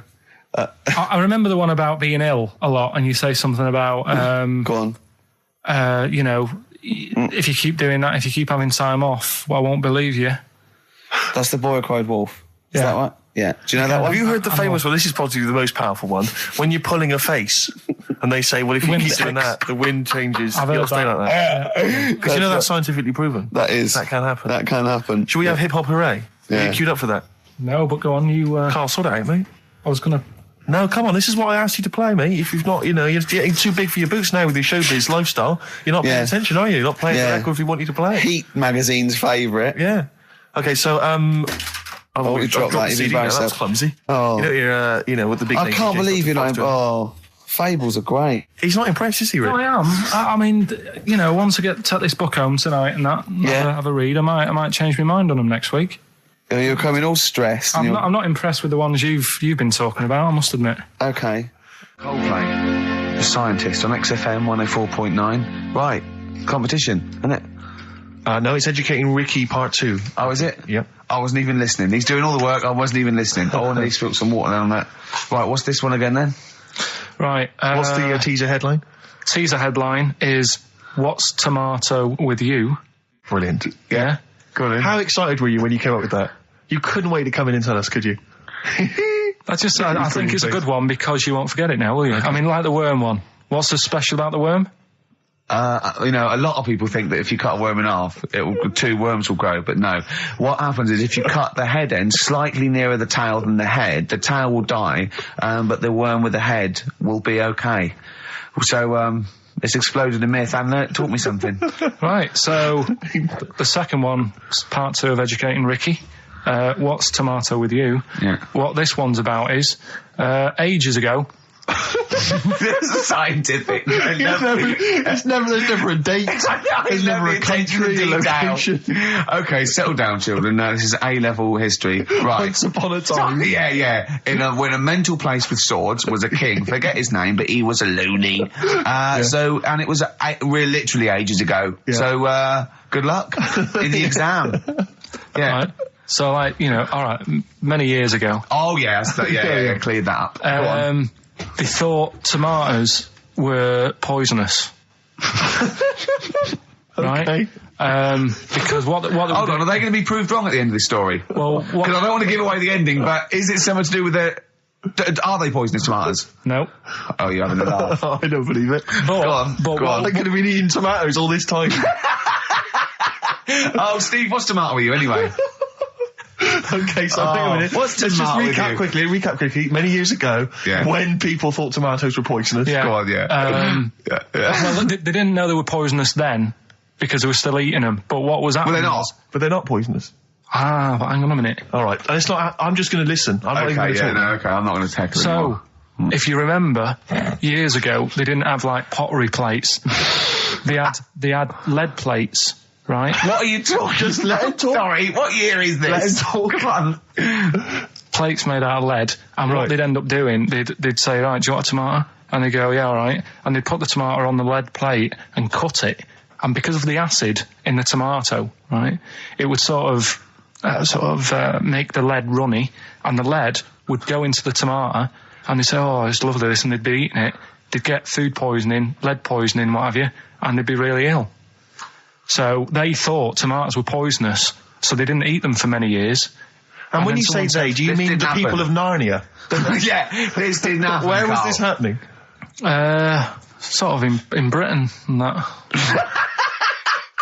You put him on the spot there. Oh, I hope there's no uppity pupils at this school when they go, what do you mean, sir? Oh, if you're going to... Oh, I'm fed up with you. Do you understand? No. So the No, you've got... No, right, okay, first of all, Carl, where'd you get this information from? Where 14 did I get times that? as well? Do you know... You can't remember? I don't know where I got that from.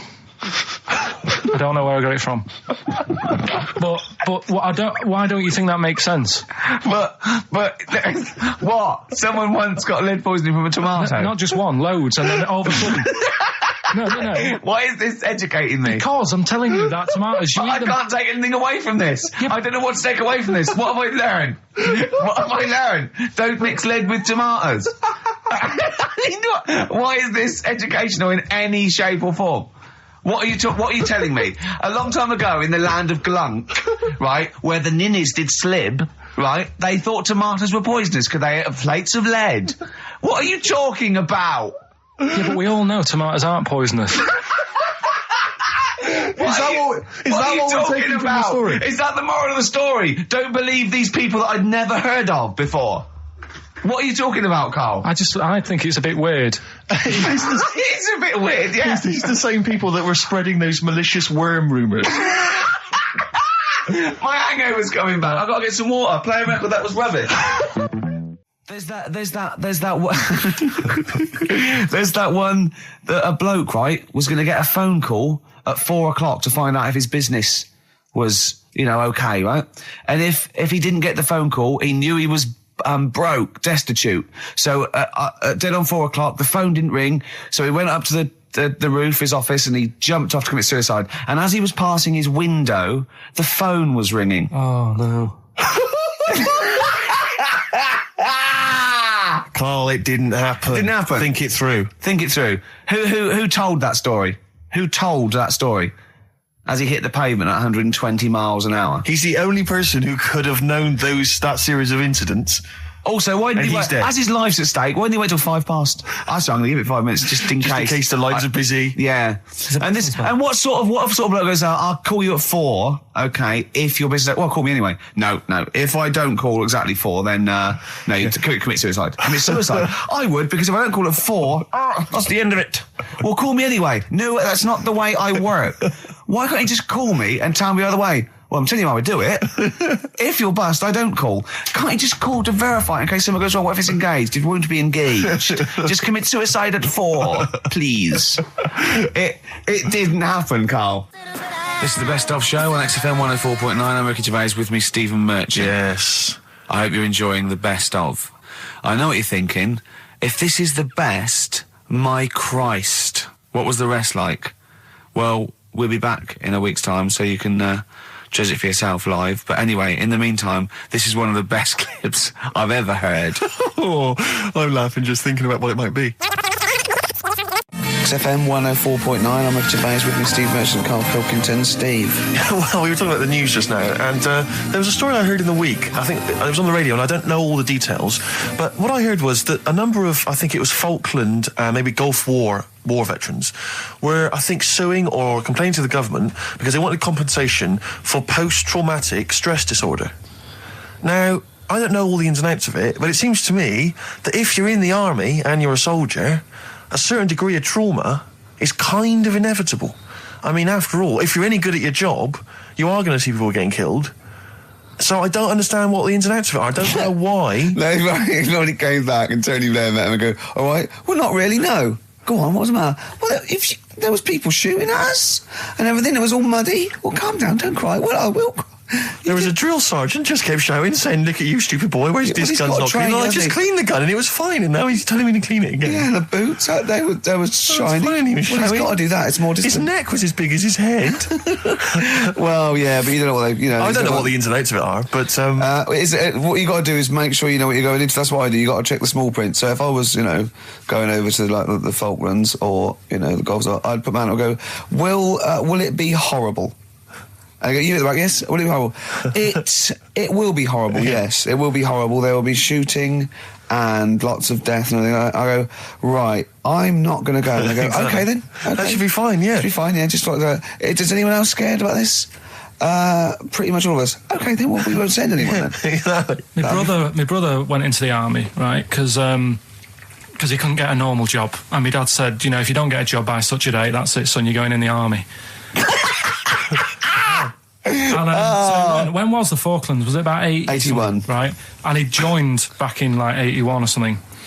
And he I don't know, he was in Aldershot or something. Oh yeah. And he wrote back to my mum saying, a bad time to join, bad time in this. So she wrote What about that? Join that's so sweet, Carl, isn't it? That's like, dear Dad, yeah, well done. Don't know if you've noticed. Yeah, I was on the dole, that's for sure. Thank you for joining a month before the Belgrano. Anyway, go on. My mum called up, spoke to the sergeant, and said, "Can you leave him out of this one?" Can you leave him out of this one? What, the Falkland War? He's only just joined, and she called him Chuck, which he got done for.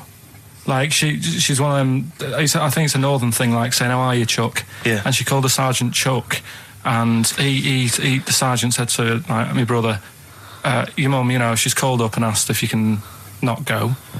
Which, of course, you know, I mean, we'll see how it goes. But can you tell What her? do you mean? Why did the sergeant even entertain this? Well, Pilkington, come here. Your mum's been giving me a bit of earache. Now listen, tell her I've told you, but can you call her, because she called me Chuck and everything. Can you call her and say you don't mind? Well, not really. Oh, please, because I've promised her say you want to go. No, please, say you want to go. Why was he entertaining this phone call? Because he was new to the army, I suppose. Who? No, I mean the sergeant. I don't know, maybe they do that. So what happened? He didn't go in the end? So he didn't go, no. You can't do it. But that's ludicrous. I love it, though. Okay, we went over the top. Pilkington, I've got a note. Yeah. Is this really your mum? Yeah. Okay, no, this seems to be in order.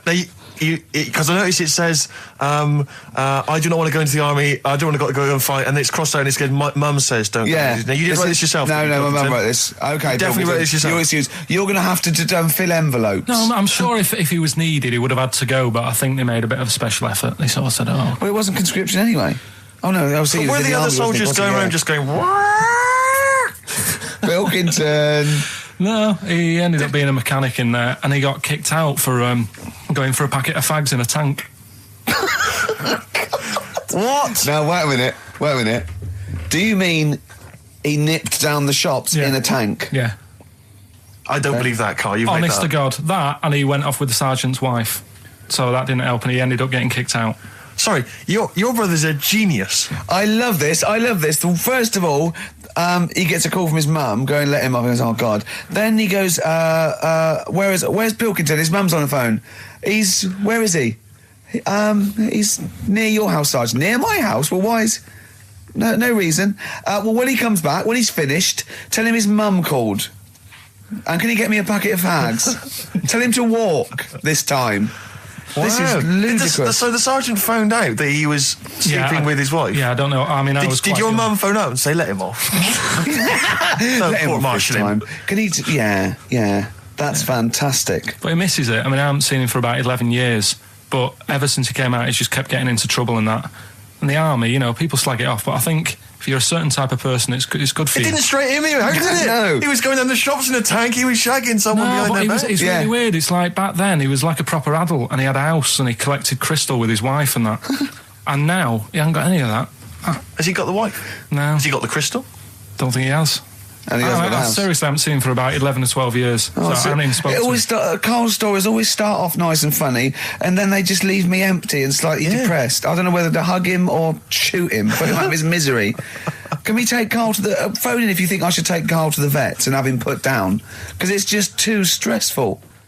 Carl's getting very excited, as we all are, about his new... Should we let him do a little taster for us? Well, I'm very excited about it. I mean, so the gist of it, what is it? What is it exactly? Right. Is it a game show or is it a competition? It's just, I just thought it's something that, you know, you can play and also people at home can take part in it. Now, would they phone in about this or they can just play at home while they're listening? They can just play at home. Okay.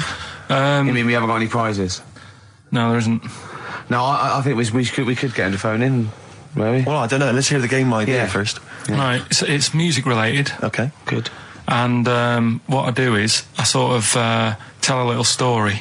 Okay. And that story makes up a song title. All right. Well, it sounds ambitious. So, is it a cryptic clue?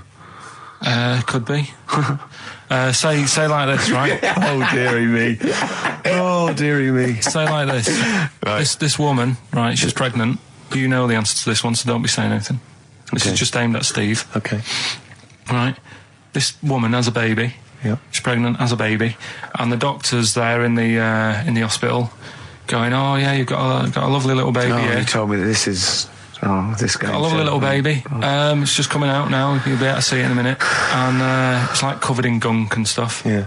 And he's going, yeah, it's nearly here. It's coming out. I see its little head and that. And he gets hold of it and it's full of all this gunk, right? The baby's full of gunk? Yeah, like the... Covered in gunk or full of gunk? Covered in it. Right. And he goes, here you go.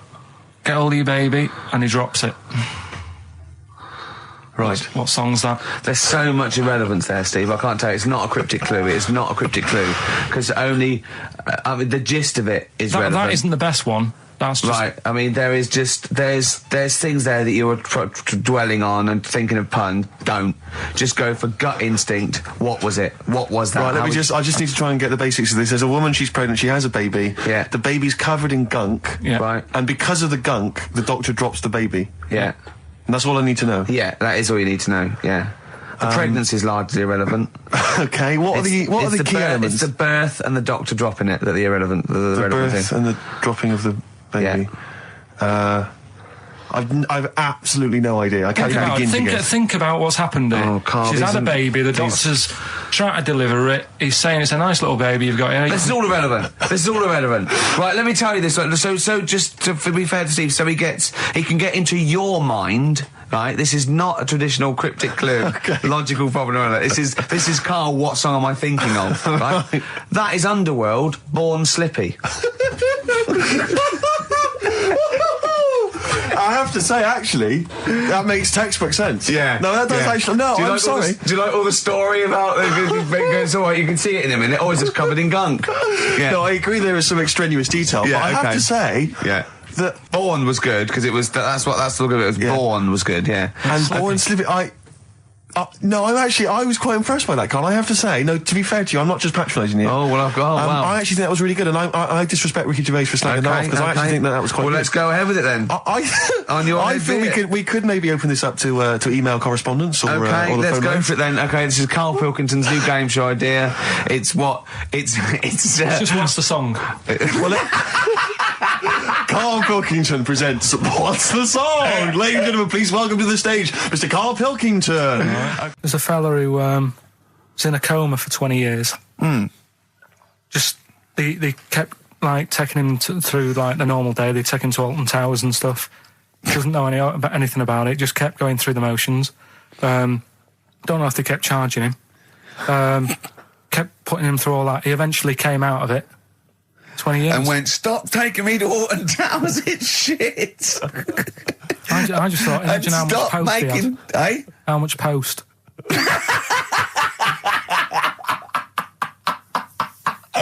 Oh, Did you read about that guy in the paper, Carl? He, sorry, on the internet. He in about, I think it was about 1984, 85, he had a terrible car accident. But this must be it. He went into a coma. This must be what he's talking about. Well, they didn't take him to Alton Towers. Of course they didn't. But you've got to try and decipher the truth from the conjecture, from the thing that I mean, don't forget, Carl realises that he's had a dream. He talks to Suzanne and goes, that was good, wasn't it, last night we were in the plane? She goes, no, that's a dream. He goes, oh yeah, where's my cornflakes? You got to, you know what I mean? I can now decipher what he's actually seen, what he's read. Well, go on, what did you... Well, I'm assuming it's the same guy. It is the same guy. It was a guy in some small American town, and he'd had a car crash and he'd gone into a coma, and his wife had left him. She'd gone on with her life because he'd been in a coma since then. And he had just woken up recently. Marriage wasn't working. Marriage wasn't working. He just wasn't paying enough attention. He actually she was pregnant at the time, and so now his daughter is basically the same age as he was when he went into the coma. And he's just started coming around, he's just started making jokes. They said, how do you feel? He said horny, which I thought was quite witty for a man who'd been in a coma for however many years. But anyway, so he's slowly trying to rebuild what life he can. That's what do you make of that though? Because the thing is that he's missed. Imagine what he's missed, Carl. Imagine the music that he's missed. The Live TV Aid. programs. Missed Live Aid. Live Aid. He missed Phil Collins playing in 2 continents in one day. Which, frankly, I'd be devastated if I discovered that. Missed Bros. Yeah. Yeah, so he doesn't. So he put on ripped jeans and they go passe. They just have to send him a series of those I Love 1986 programs with Kate Thornton filling him in on what he's missed. Peter Kay reminding him of space operas. Yeah, he remembers those. Talking rubbish. Yeah. So extraordinary though, isn't it, Carl, to think? No, obviously. So had he aged much? Because he hadn't had any problems or anything, no worries. Well, he probably wouldn't have, physiologically, he probably wouldn't have the wear and tear of a 43-year-old man. Because he wouldn't have had sun, he wouldn't have had sort of nicotine, beer. Unless they were just feeding that to him. Anyway, still. Yeah. So you feel groggy though, wouldn't you? Yeah, you might feel a bit groggy, yeah. Well, he's not fully back to normal. I mean, there's some kind of residual brain damage. Yeah. But nevertheless, he can form sentences. He's got no real memory, so he can't remember a lot of things. It was just when I saw Carl, it. have you been in an accident? You've been voting in all week, sending your emails. So here's the clips that you wanted. Okay, what's the next one? What's the educating Ricky? I don't know. See, like I say, I was looking around and there's stuff that is interesting. Right, I was looking on the web. But there's no point. Well, it's just that I found one about... what's the point? About a lad who 8 years old, but he's still breastfed. Now, I don't know if you can get anything out of that. Is that what his mum said?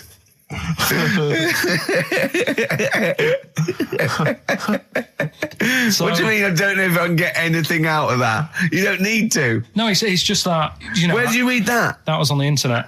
Oh, well, yeah. You're always unspecific when you mention it. It's just it was on the internet. Well, I'm trying to think what I put in. I think I put in Y to see if I'd confuse a computer.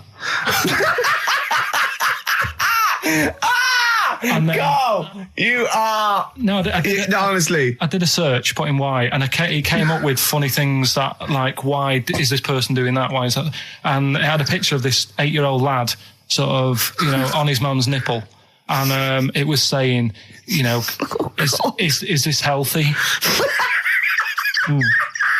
You sure that wasn't asking you that question? What? I put in Y just to confuse the computer. Like, we go, what do you mean? Yeah. Stop it. Yeah. Oh, look, last week I was walking home with him and I went, he was saying something stupid and I went, I've got a competition for next week. Let's do a phone in and it's called Karl Pilkington, Genius or Fool. Yeah. Right? And he went, No. I went, why not? He went, well, it'd be confusing because they say there's no difference between genius and being a fool. They do though, don't they? No, but it's rubbish and people say there's a fine line between madness and genius and, you know, it's a ridiculous soundbite. They don't say there's a fine line between a genius and an idiot. Well, the people who do are idiots. Yeah. So what would you do there, though, just to sort of wrap that little thing up? What would you do? That lad loves his mum's milk. What are you asking me to come up with? No, I'm just... A title for the story? No. It's just what would you do? Right? What do you mean, what would I do? Well, it's causing a bit of a problem in the area, right? What area? In America, I think it was. Oh, America are a problem, are they? George Bush is worried about this kid who's breastfeeding at 8. Imagine it like this, right? Right. No, so, Carl, what are you asking me? About this spurious story you saw on the internet? I saw on the internet, there's an 8-year-old lad, he likes his mum's milk, and it's saying, is this right? Should it No, it's not. On? But what do you want Ricky to do about it? It's not his responsibility. Yeah. No, but the little town that he lives in, they're all causing an uproar, right? Going, this isn't right. You know, I can't let my kid play out in case he's in the garden with his mum getting a bit hungry, right? So, what should they do? Because his mum's saying, well, he likes it. Yeah. And he, you know, what do you do? I don't know the laws. No, but I'm not asking you to sort out the laws. I'm just saying, if you lived in that neighbourhood, what would you say? If you went up to him and said, look, everyone's getting a bit fed up with this, look. I'd say, what would I do? What do you mean, what would I do? what are you asking me? Right, it doesn't matter. No. What are you asking me? What are you asking me and Steve and the public? I'm just saying, say if you live next door to this woman. Yeah. Right? The kid's hungry, 8 years old. He's out playing on his bike and he goes, Mum, I'm getting a bit peckish. And he goes, all right, son. She whops one out. And he starts having his milk, right? You live next door, you're putting your washing out and you see this going on. You're getting a bit sick of it because it's gone on for months. 8 years, I assume. Why is it your business? Why are you such a nosy neighbour that you're concerned? What would you do, Carl? Let's turn it back on him. Yeah. What would you do? What's your solution? What would you do? Well, I thought I'd say, right, why are you doing this? And she'd say, because he likes it. And I go, all right then, put it in a bowl first. She And you think that would sort that out? No, because I was thinking about the whole thing, right? And you do that when you're a baby, and everything's all right, innit? Yeah. No one bats an eyelid at a little baby having a bit of milk from its mum's breast, right? Yeah. You'd almost say it was natural. But you grow out of it. It's like you don't see. It got me thinking about things you don't see. And you don't see. Did you put this into a computer? Show me things you don't see. What else don't you see? Well, you don't see, like, an old man having a Twix. You never... So what? You know the terrible thing about all this, Steve, is he's right. You don't see an old man. No, I know, that's a terrible thing. So what they have got, right, they've made old man toffees, haven't they? They've come up with Werther's. Is that a song? Oh, God. You don't see it. So they've got their Werther's, right? Yeah. So, look at him. You think he's giving a lecture at Oxford? It's not going anywhere. No, go on, sorry. Go on. I'm just saying... Right. You grow out of things. Yeah. And the old man, I'm sure when he was a kid, he'd have a Twix. Yeah. Now it doesn't look right, so he's having... It doesn't look right! So... Right. I don't think Werther's originals were specially designed for old people. I think they were sweets that just happened to have been made for years. That's why old people eat them. Yeah. They didn't go, hang on, there's a market here. I've noticed old people aren't eating Twixes. Quick, let's make some old man sweets. But the little advert, he gives it to his grandson as well, doesn't he? He goes, I have a Werther's original. I think it cuts, though, before he throws it back in his face and get me a Twix. I used to sell mackerel. Did you? Yeah, I had a pet magpie.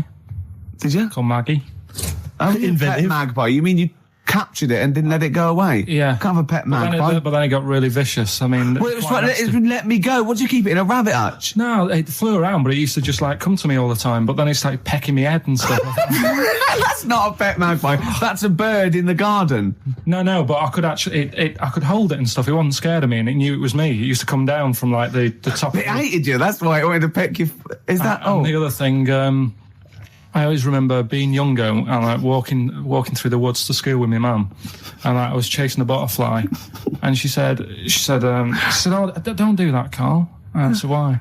She said, "Because they only live a day." I said, "Oh, all right, I'll get a dead one in the morning." That's genius. That's great. That's quick thinking, isn't it? Oh, that's sweet. Let's play a song. Carl was all flustered because there wasn't a record set up, and he's getting all tizzy. He's been more worried about his competitions than sorting out putting records on ready. What? I'm after Steve's Song for a Lover. Well, I'll tell you what, why didn't you carry on with your educating Ricky section? I'll have a look on the We'll keep it going, Steve. Yeah, you keep go on then. Right, okay. We've had a few emails. Anyone got it right, Carl? Anyone got it? Ricky, educating Ricky. That's the final one. We've got to get that out of the way. We've got to get Rockbusters as well, though. We can do that at the end. We can win. Go on then. But we've only got 5 minutes left. Come on, just do educating Ricky. Right. God. The last one that we haven't done is he's a bit of a nuisance. Go on then. Again, not really that interesting. Thanks. Telling you this one because come on, just do it. Or do it now. Steve, how we doing? Look, no, never mind that. Look, just tell me what that means.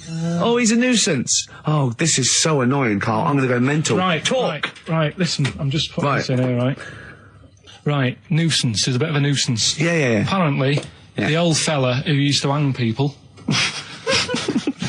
1700s? Yeah. He used to be able to tell somebody's weight just by looking at them. Right?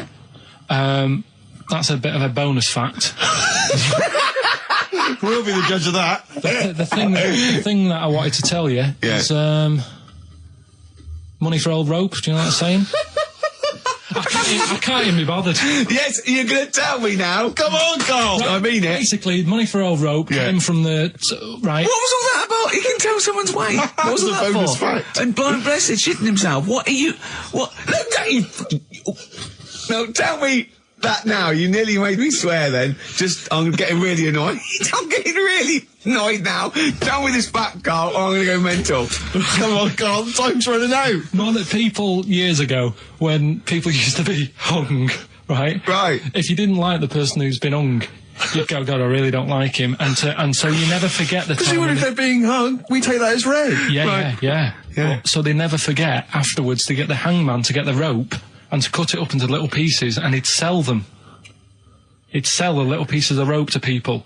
See, Carl, that's the most interesting thing, if it's true, that you've come up with. Right, okay. And so so they sell the rope?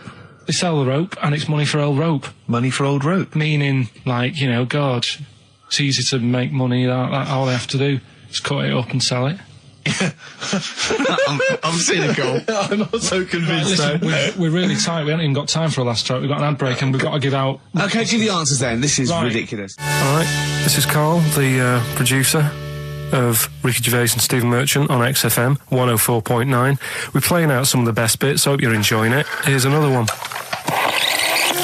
I've got that feature Educating Ricky, which is a bit of a play on words as well.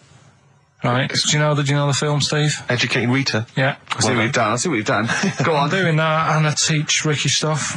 What do you teach me, Carl? Well, I've got a few different topics. Go on. Do you know, like, how you taught me about Hitler and Che Guevara and Winston Churchill? I'm going to come in with topics every week, and this week I've got... Ghosts? No, hanging bacon is one of the topics. Say that again? Hanging bacon. Hanging bacon? All the titles... Francis Bacon? No, all the titles are sort of named to sort of tease you and get you more interested in it.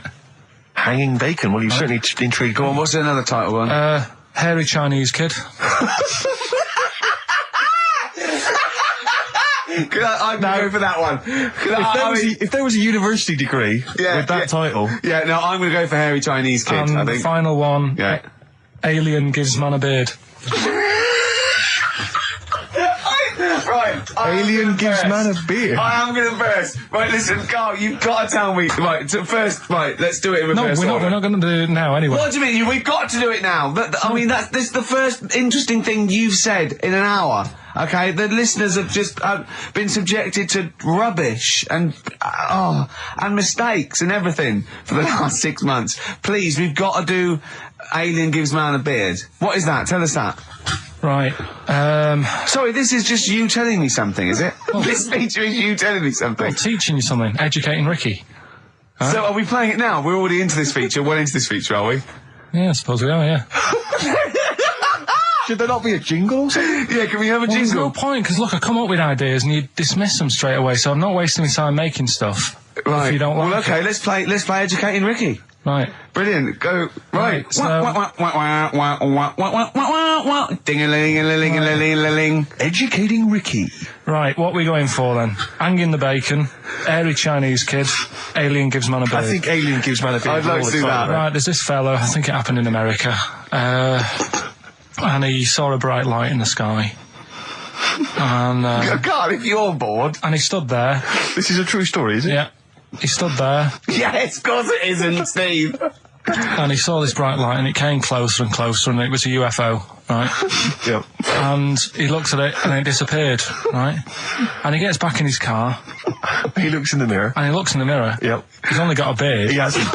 You sure it wasn't someone else who got in the car? And he was still standing out there? No, right. What? And it turned out, he got home and said to his wife or his girlfriend, it's a bit weird. So I just got out of the car to look at a bright light, and I got back in the car and I grew a beard, and she said, never mind your beard, where have you been for 3 days? And what had happened is... He passed out because he was pissed? No. The UFO had taken him for 3 days. Yeah. But he'd only thought that he'd only looked at it and it went away. Yeah. But what had happened is, he took him and he grew a beard because he hasn't had a shave. Right, okay. I mean, was Will Smith or Tommy Lee Jones anything to do with this at all? Did you see this on a video maybe and thought it was an educational film? No, it's from a book that some kind person sent in to me. Here. Can I just ask again, just again, I'm just throwing this right back at you. Do you think there's any other possible answer here? Right? A man is absent for 3 days from home. He's grown a beard. The length of time that it could take to grow a beard, lest we forget. What if he hadn't actually seen a bright light in the sky? What if he was lying? What if he was lying? He got knocked unconscious, he'd had a car crash. Just lying. No, just lying. Or he was just lying. Yeah, he'd been on a bender, getting pissed for 3 days and that with was his his mates. excuse to his wife. And they went, Dennis, what are you going to tell your wife? Well, wait a minute. Wait a minute. You're not going to believe I was out with you, lads. Just say you're only away for a minute. No, I wasn't away from it because of the beard. Oh yeah, look, it looks like you've been out for 3 days. Well, we have. That's exactly right. Okay, we've got to cover that then. Alien abduction. Great one. Okay, let's try that. Do you see? That's a little scenario there that could have been played. So, when you say educating Ricky, what have I learnt from this? Never listen to you again. That's all I've learnt so far. Never listen to you. Yeah, we'll add a little bit more in here, right? To well, no, what do you mean add a little bit more? We'll add a bit more to this what I'm educating you about. Go on. Right. There's only a law in America that says if you touch a UFO, you're going to get done. Now, why would they make a rule? I don't know that. Do you know, like, all their rules have a code? Carl, I genuinely do not know what you're talking about. Right. Do you know, like, how here they might have... Do you know what? I have no idea. Right. Okay. Do you know, like, over here? I'm listening to Capital and these headphones. I got Foxy on from yesterday. Right, let's bin that. No, wait, it's great. No, I want to hear about Airy Chinese Kid. Let's play a tune. Okay, play a tune and come back with Airy Chinese Kid, definitely. Some doors? Yeah, I just thought I'd go back, take it back to the 60s. This is a tune that a friend of mine sent me. If you touch UFO, you get done. Soul Kitchen from the Doors. Shambles today, this. We talked about it before. Do you know the little mouse that had an ear on its back? Yeah, sure. Right. Well, you thought he had a bad time, right? Listen to this one. Mouse walking about. With sort of wearing a monkey's testicle. They're just having a laugh. This is what I mean about a lot of scientists. What are they doing? When's that going to come in handy? I don't know what you mean. Well, they were seeing if, say if a fella loses one, right? Yeah. Hitler or whatever. And they go, well, don't worry about it. We can sort you out. I don't know what the monkey's going to do. I don't know if they keep passing them on or whatever. But the actual monkey testicle was put on the mouse, and it worked. It worked for the mouse. But isn't it? I mean, isn't a monkey's testicle quite large in relation to a mouse? Would it not look like the mouse was on a space hopper or something? Oh yeah, it didn't look good. Well, they didn't put it where its testicles would be. No, they did. They put it. Well, how could it walk then? The ear was on his back, so he could just get about. Well, I don't know. But you don't know, do you? You just guessed. Did they grow the monkey's testicles where the mouse testicles? It looked stupid anywhere else, though, wouldn't it? Oh, whereas a mouse with monkey testicles, that's fine. You'd be showing off. You'd be all right. I'd prefer that than the ear. When that mouse gets put back in with the other mice, do the other mice go, George, you look different. Have you had anything done? but the weird thing is, as well, apparently it still works as a monkey. What? So, like, what are you talking about? Like the sperm and that. It was still sort of monkey. Of course sperm. it was. What are you talking about? Well, that's weird. But what, Carl? It's only a thing to give it nutrients. That's all the thing they're testing. It's like grafting at that level. Right. What's your question? Because I'm right. What do you think? It would change eventually. It would have changed into a mouse testicle because it had been hanging around a mouse for so long. No, I thought the actual sperm of it though would be a mouse's. Why? Because it's hanging off a mouse. No, but your sperm is actually created in the testicles. So that's why it has to be outside your body. Otherwise, we put them in a nice little cage. But I'm guessing then that they've done this operation so that they can do it to humans. Yeah. Why would I want a monkey testicle if my kids are going to be monkeys? What use is it? No, think. That's no. That's going to happen anyway, Carl. Yeah, but think. Think of what you're saying. They've grown a monkey testicle on a mouse to see if it would still function as a monkey's testicle, okay? So they can do that to humans. So think, Carl. What they'd do is they'd grow a human testicle on a mouse and it could still be used as a human testicle. So what? To give you a testicle that you've lost. From a mouse? No, from another person who it was kept alive on a mouse. Because it's kept the nutrients alive, as opposed to keeping it in a deep freeze. Maybe bollocks go off after a week. I don't know. Maybe they get accidents. He had a little a card. Do you donate your testicles? Yeah, I'll tell you what. No one needs testicles yet. Let's keep them on a mouse. You have yours ripped off in some sort of bizarre skiing accident. You go, you're in a Battersea Dog Town. You pick the ones you want. They can grow them on anything. They can grow them on adaptation. Bulldogs are growing them usually that's where you see a bulldog. Usually that's waiting for an operator. What don't you understand, Carl? Hang on a minute. I thought this was knob news, not testicle time. I don't understand what this testicle time's not for another 10 minutes. Yeah. No, it's all sort of linked and that, though, isn't it? Well, sometimes it's linked to a mouse. But what do you think about, like, I don't know, testing stuff out like that? Is it worth it? Could you not just go straight from... But listen, Carl, I'm getting this information from you.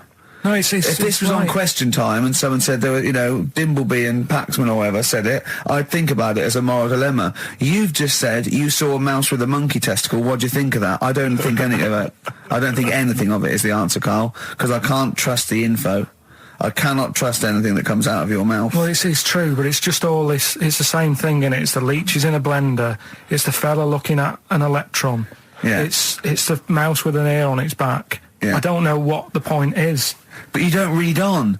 Because I've seen you read something and you're going, look at that. Man survives on eating knee. And I go, what else? You go, I didn't read on. You look at the mouse with the ear on the back and you just think, that must be murder at a concert.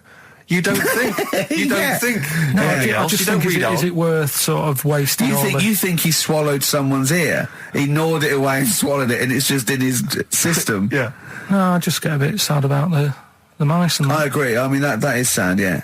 Of course, anything like that. Travis on XFM 104.9 Ricky Gervais with me, Steve Merchant and Karl Pilkington. We're doing Educating Ricky. Right, final one. Come on, Karl. Right, what was it? It was, why don't they just get a diary or some paper or something to write on? Yeah. Yeah. Because snappy. I couldn't think of a heading for it. It's basically, Go on. people who have tattoos, I've never understood it, right? That they have something put on their arm. Well, sorry.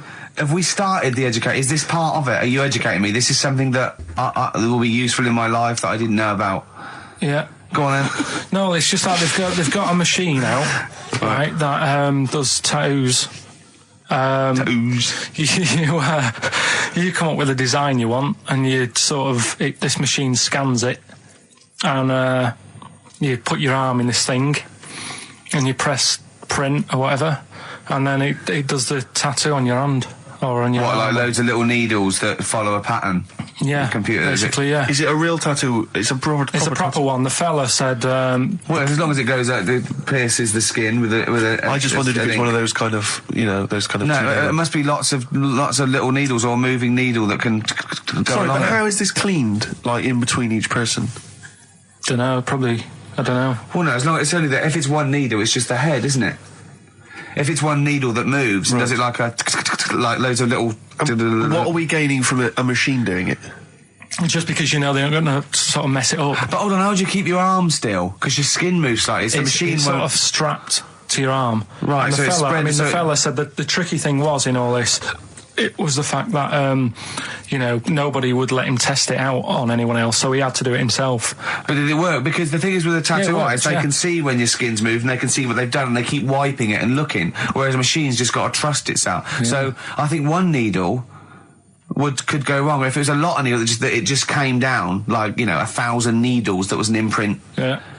But obviously I'm asking someone who hasn't delved any further than there's a machine that can give you a tattoo. That's all you've got at the moment, isn't it? Well, basically. That's all you've got? I mean, that's what I've got, because I'm not a fan of tattoos. I don't... But where did you read this again? This was... Internet? This was on the internet, yeah, it was, yeah.